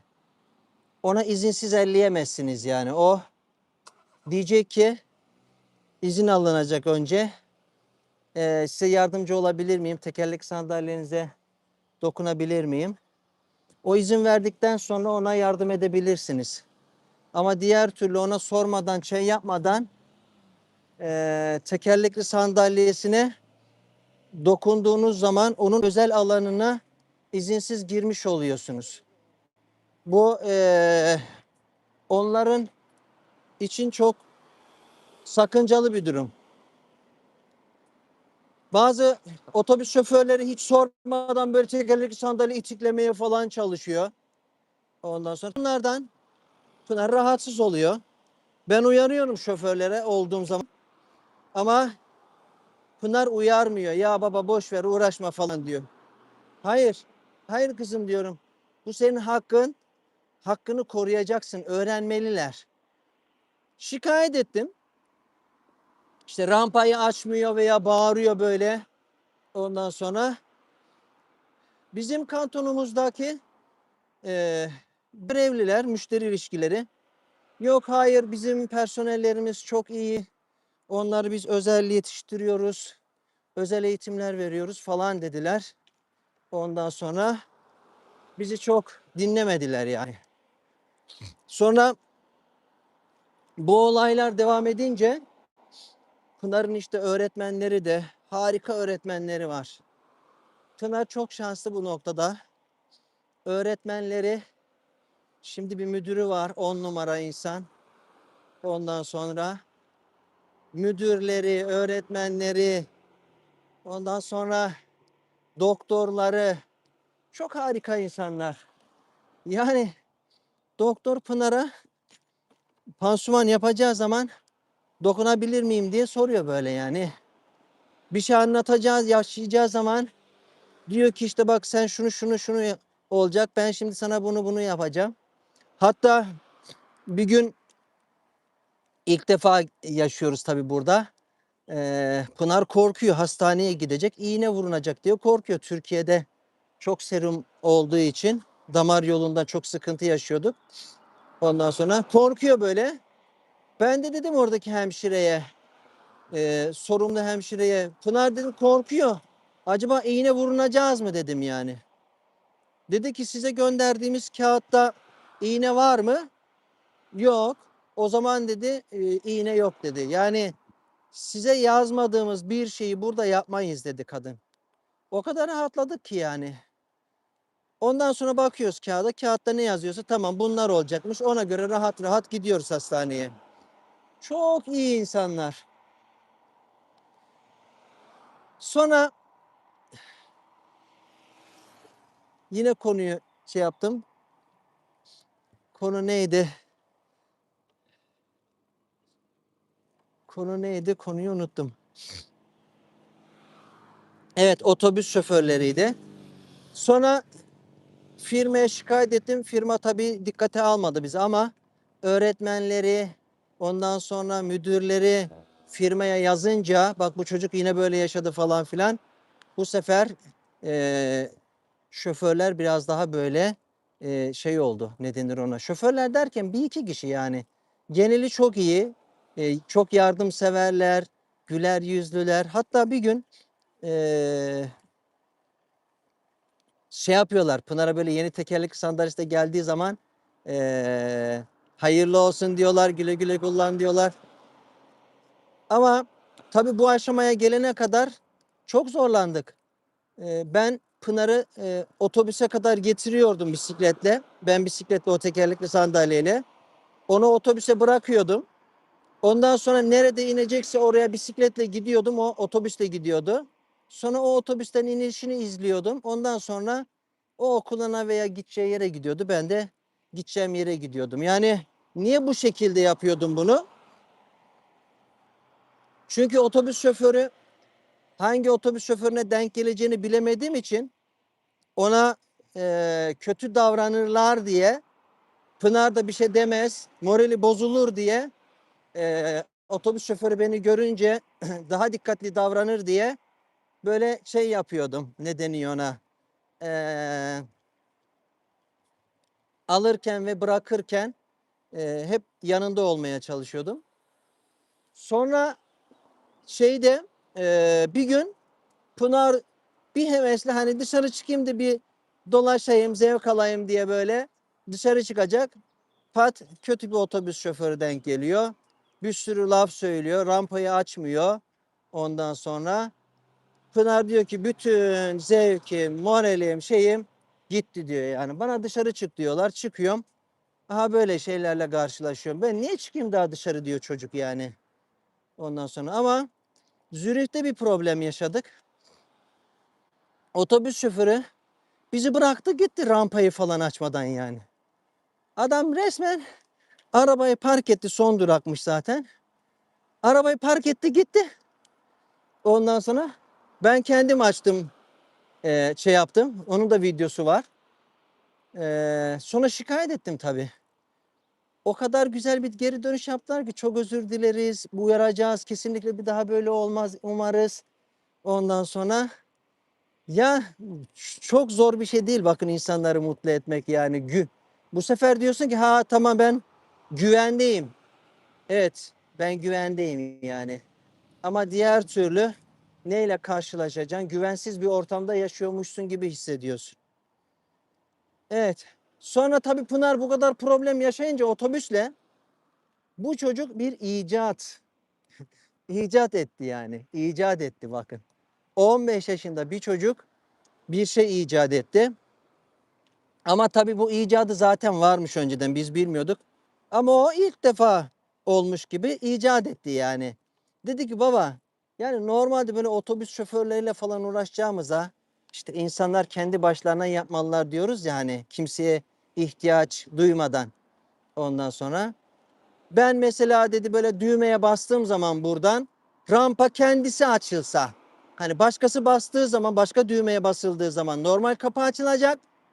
Ama Pınar'ın düğmesine basıldığı zaman rampa açılacak şekilde dedi böyle otobüsler icat etseler dedi. Tabii ben bir sevindim. Bak güzel bir şey buldun. Ondan sonra bu Scana'dır, Mercedes'tir. Bu otobüs firmalarının aklıma ne kadar geldiyse hepsine mail attım. Dedim ki kızım dedim böyle böyle bir şey buldu. Ondan sonra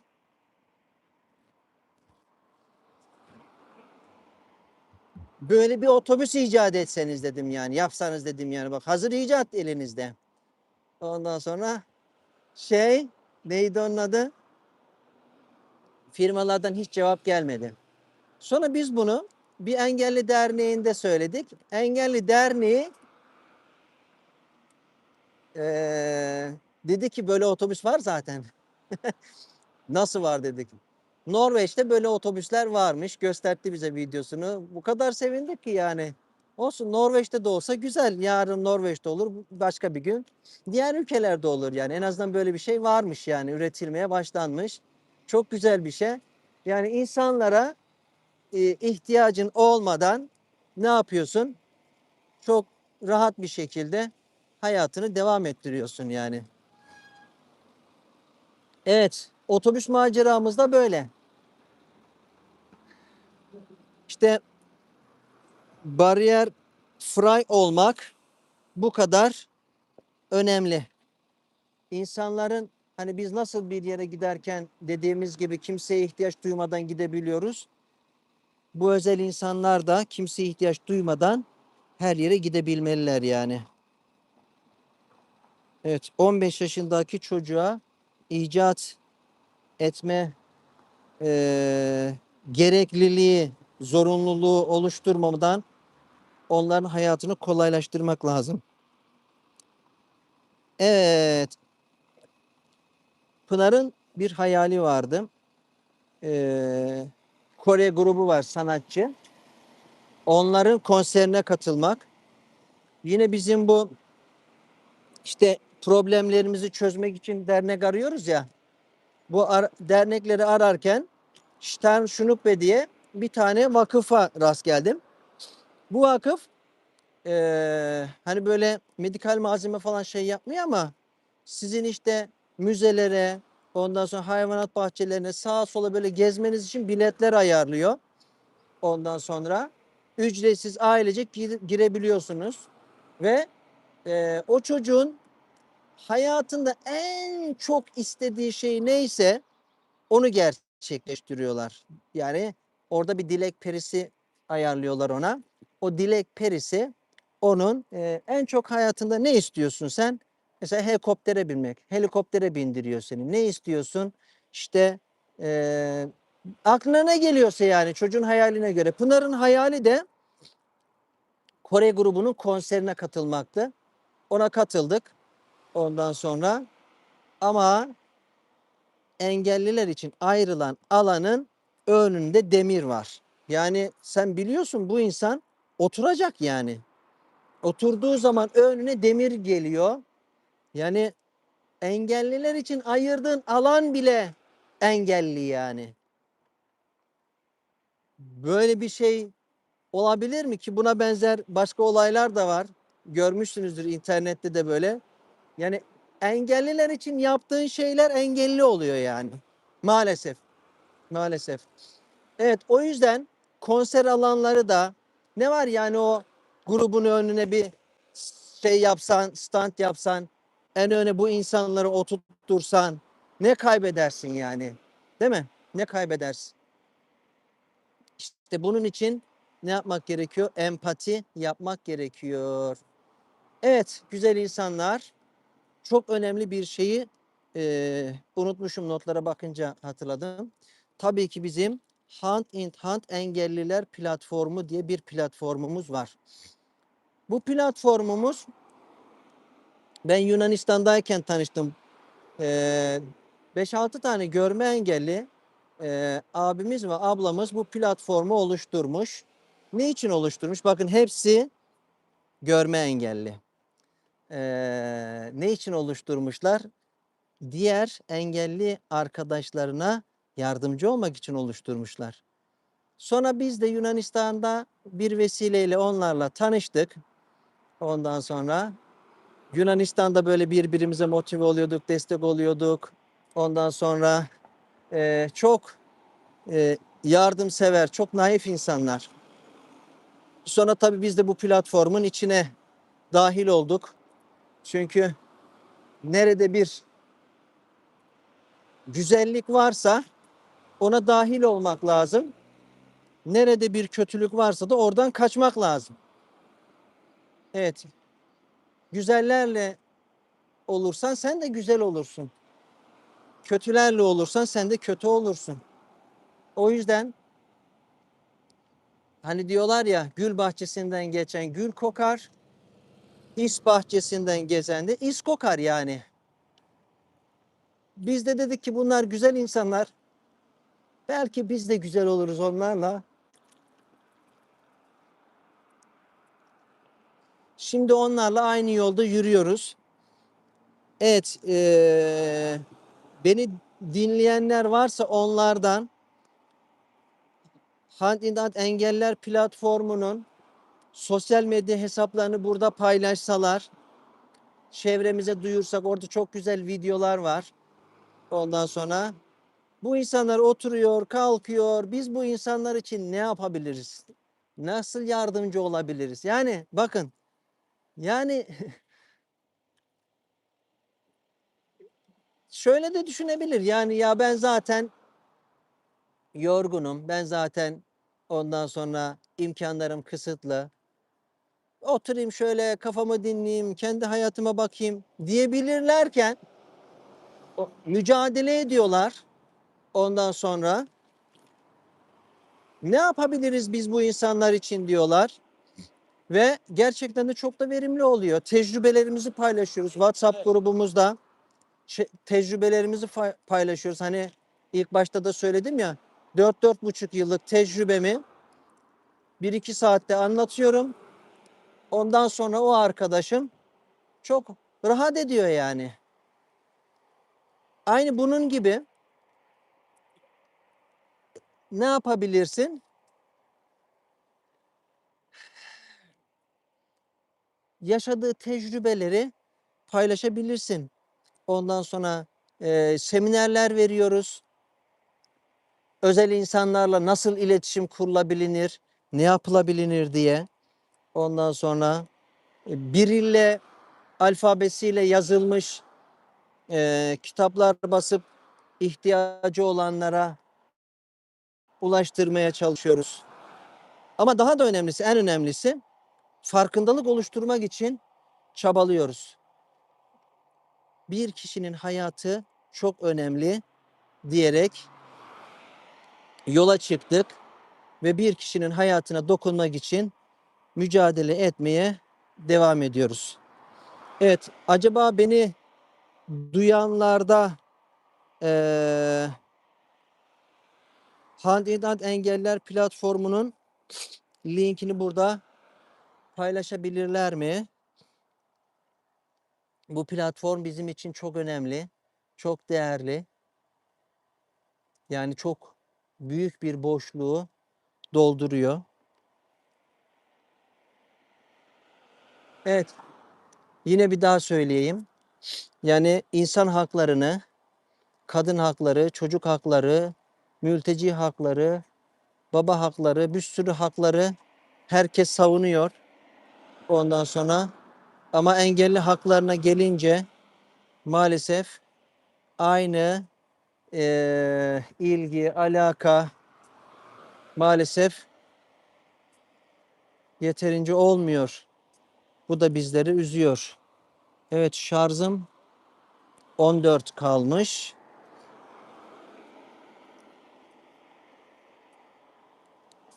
Evet.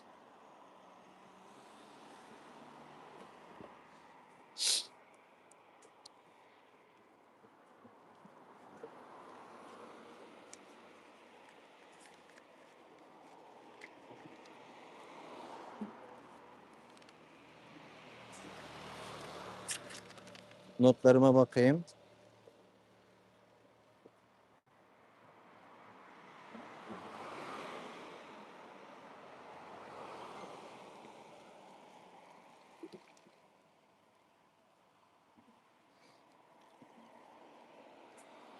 Evet.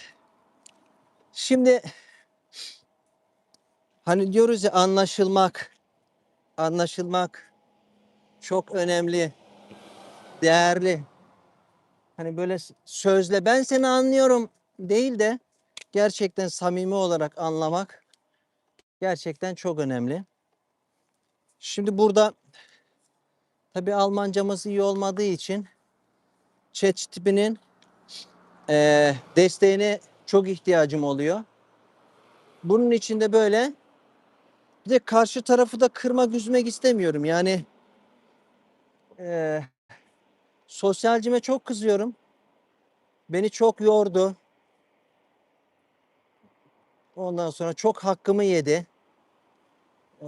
Çok beni mağdur etti, bunalttı.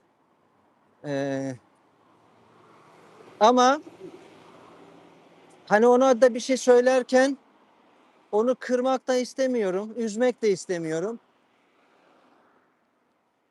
Bunu nasıl daha güzel anlatabilirim, cevaplayabilirim diye düşünüyorum. Bunun için de tabii ki ChatGPT bana ne yapıyor? Yardımcı oluyor. ChatGPT'ye anlatıyorum işte. Şöyle şöyle oldu, böyle böyle oldu. Bir gün ChatGPT bana dedi ki işte eee, sizi dedi çok yorulmuşsunuz, çok bunalmışsınız. İşte yeni bir ülkedesiniz, dil öğrenmeye de uğraşıyorsunuz. Ondan sonra o kadar güzel böyle şey yaptı ki. Ya dedim beni insanlar anlamadı, sen anladın dedim ya. Böyle sarılasım geldi ChatGPT'ye. Ondan sonra gerçekten iş koçum var bir tane. Bir o, bir de ChatGPT beni en iyi anlayanlardan. Böyle insanın anlaşılabilir olması kadar, insanların onu anlaması kadar güzel bir şey yok. O yüzden de ben Pınar'ı böyle anlama,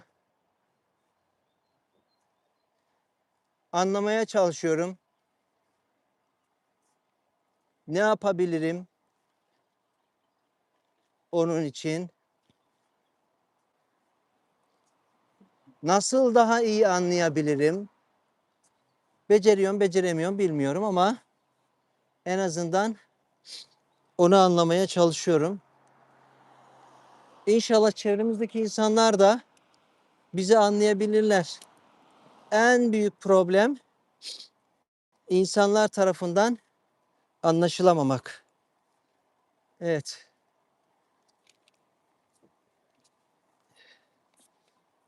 Evet.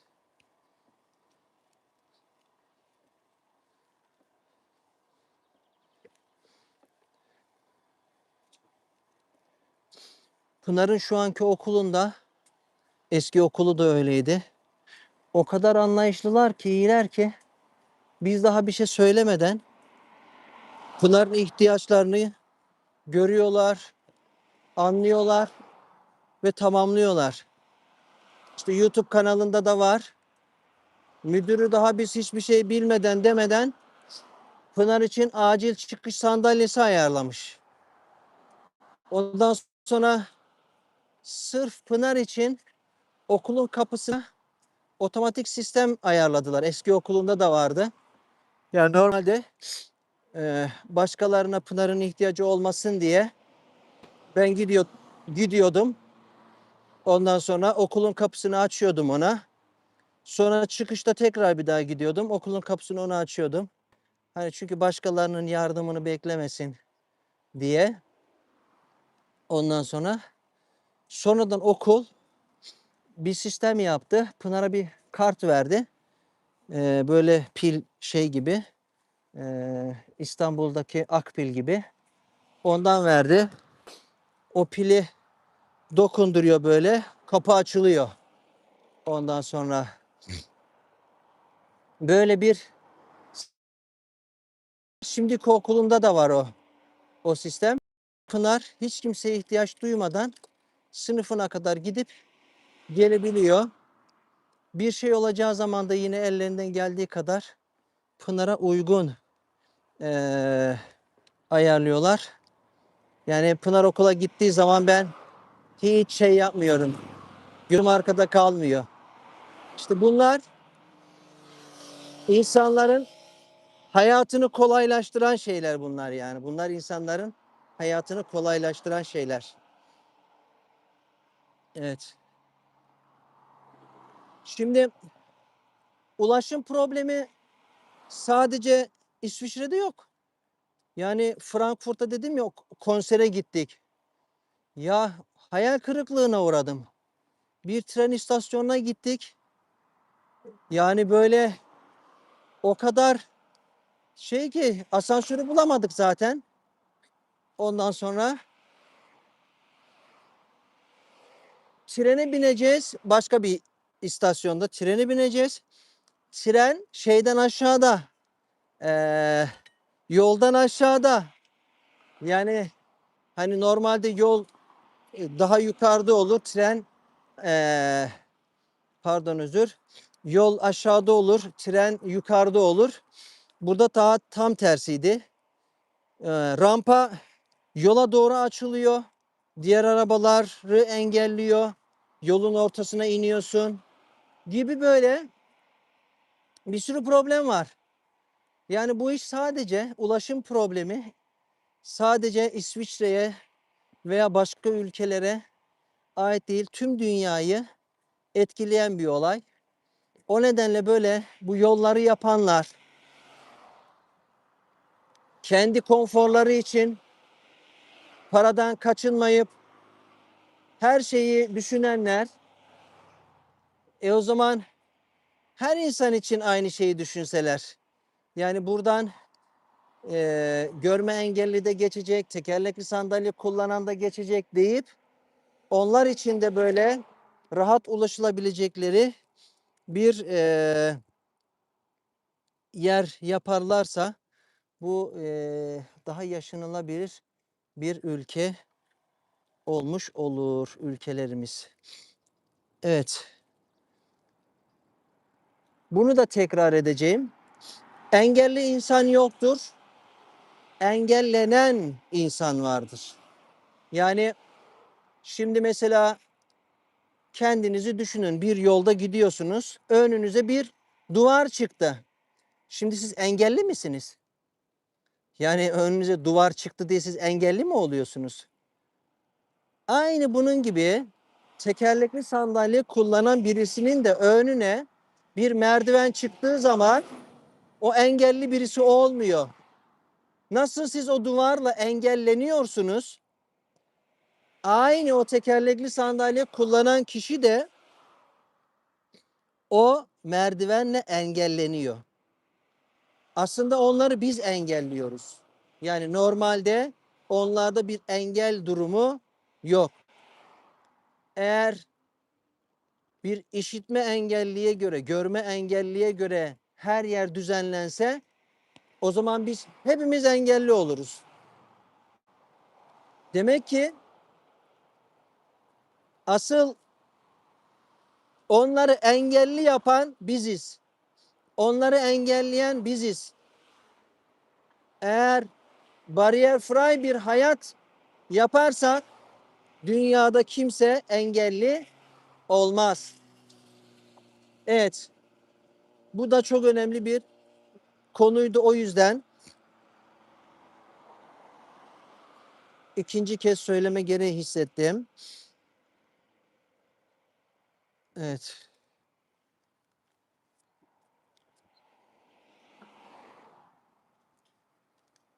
Evet. Bayağı konuşmuşum.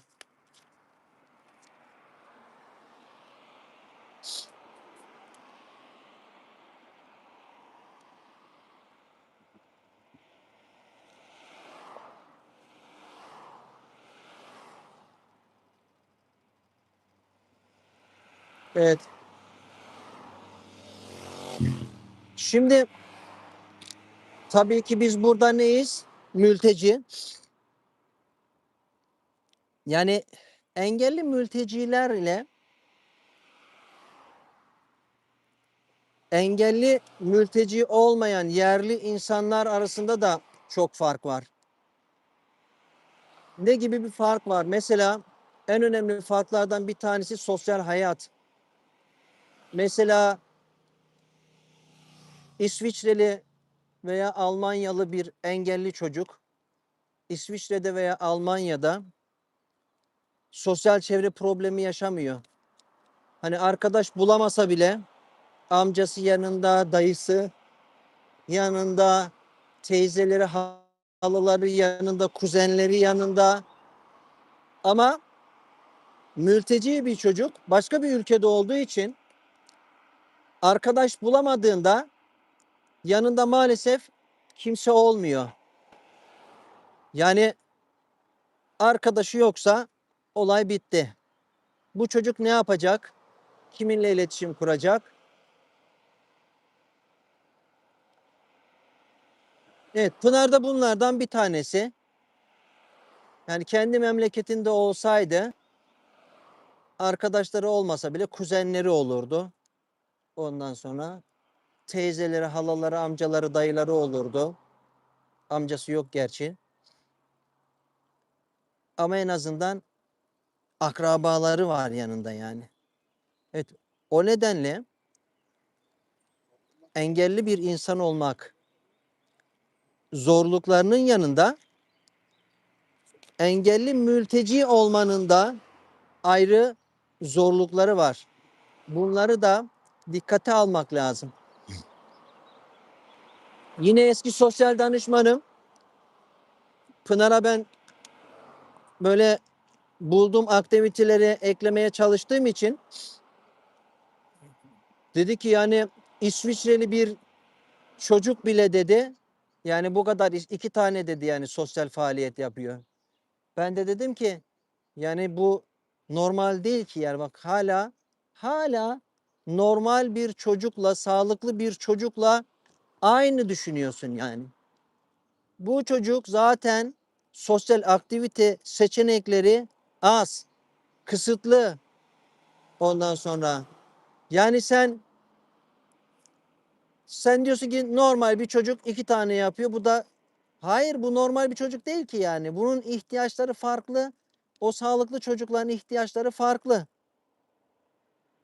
O nedenle sağlıklı insanlarla bu engellenen özel insanların ihtiyaçlarının farklı olduğunu, onlara ekstradan bir şeyler yapmanın onlar için lüks olmadığını, onlar için güzel bir şey olduğunu insanlara anlatmamız lazım. Umarım anlatabiliyordurum. Evet. Bu yol nereye gidiyor? Şuradan bir yolum yok. Şuradan bakın. Evet. Güzel insanlar.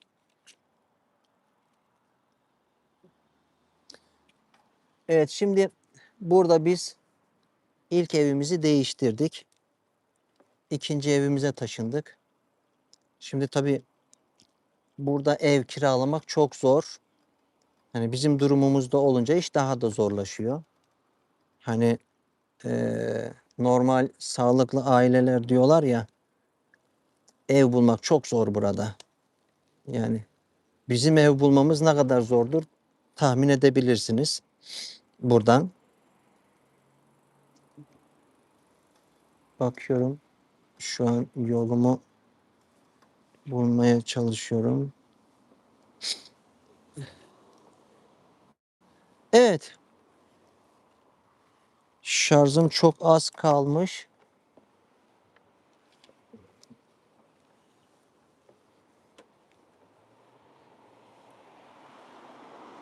Şarjım 6.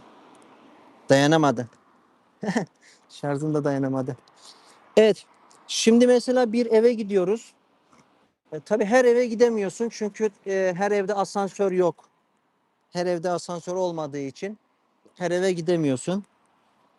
Sosyal danışmanımın tüm engellemelerine rağmen sonunda bir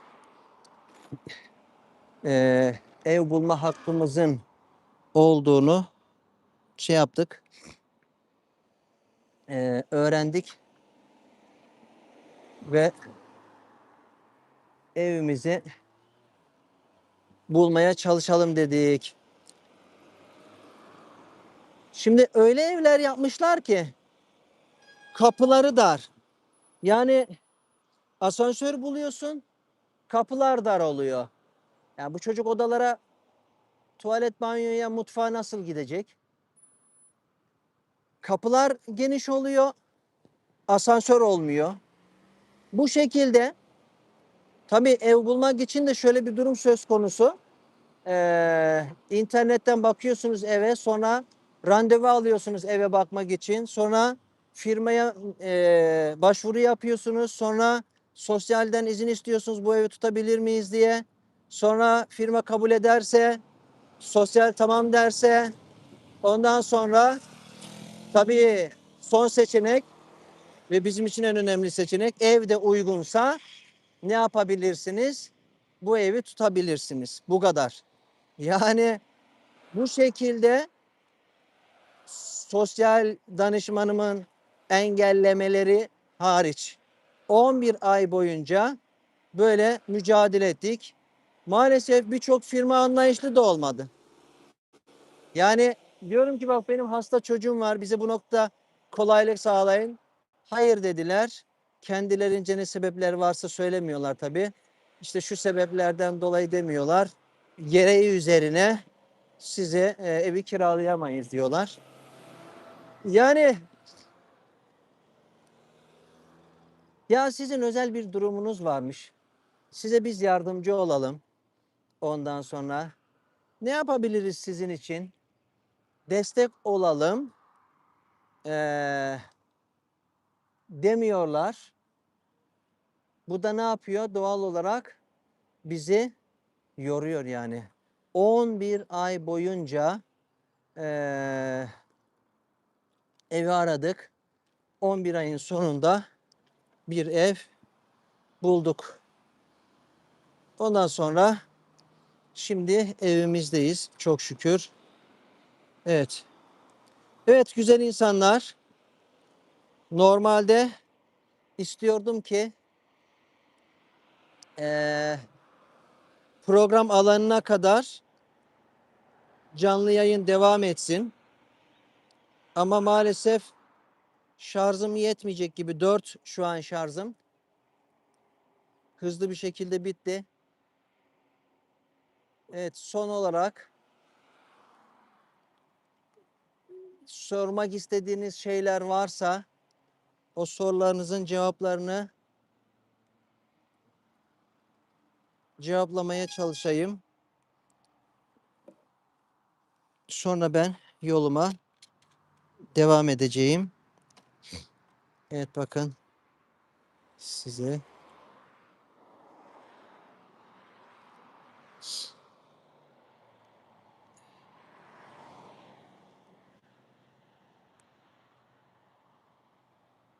Umarım verimli geçmiştir.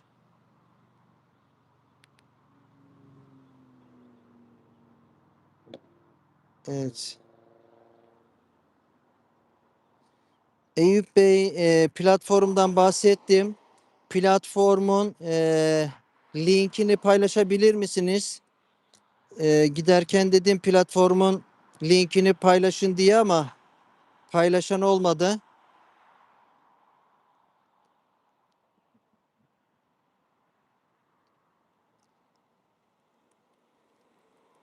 Evet, sesim geliyor mu acaba? 1 2 3 deneme. Sesim geliyor mu?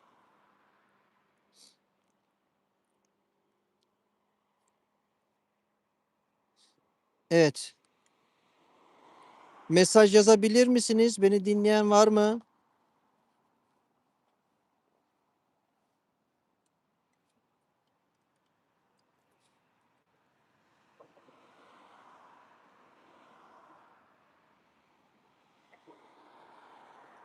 Sesim geliyor mu? 1 2 3 deneme. Sesim geliyorsa mesaj yazar mısınız acaba?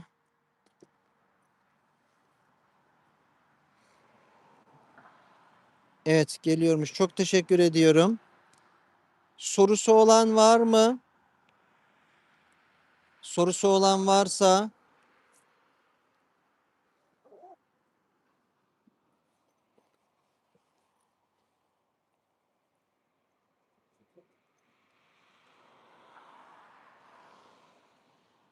Evet, sorusu olan yok anlaşılan. Herkese katıldığı için çok teşekkür ediyorum. Dinlediğiniz için, sabır gösterdiğiniz için ayrıca teşekkür ediyorum. Allah'a emanet olun. Görüşürüz.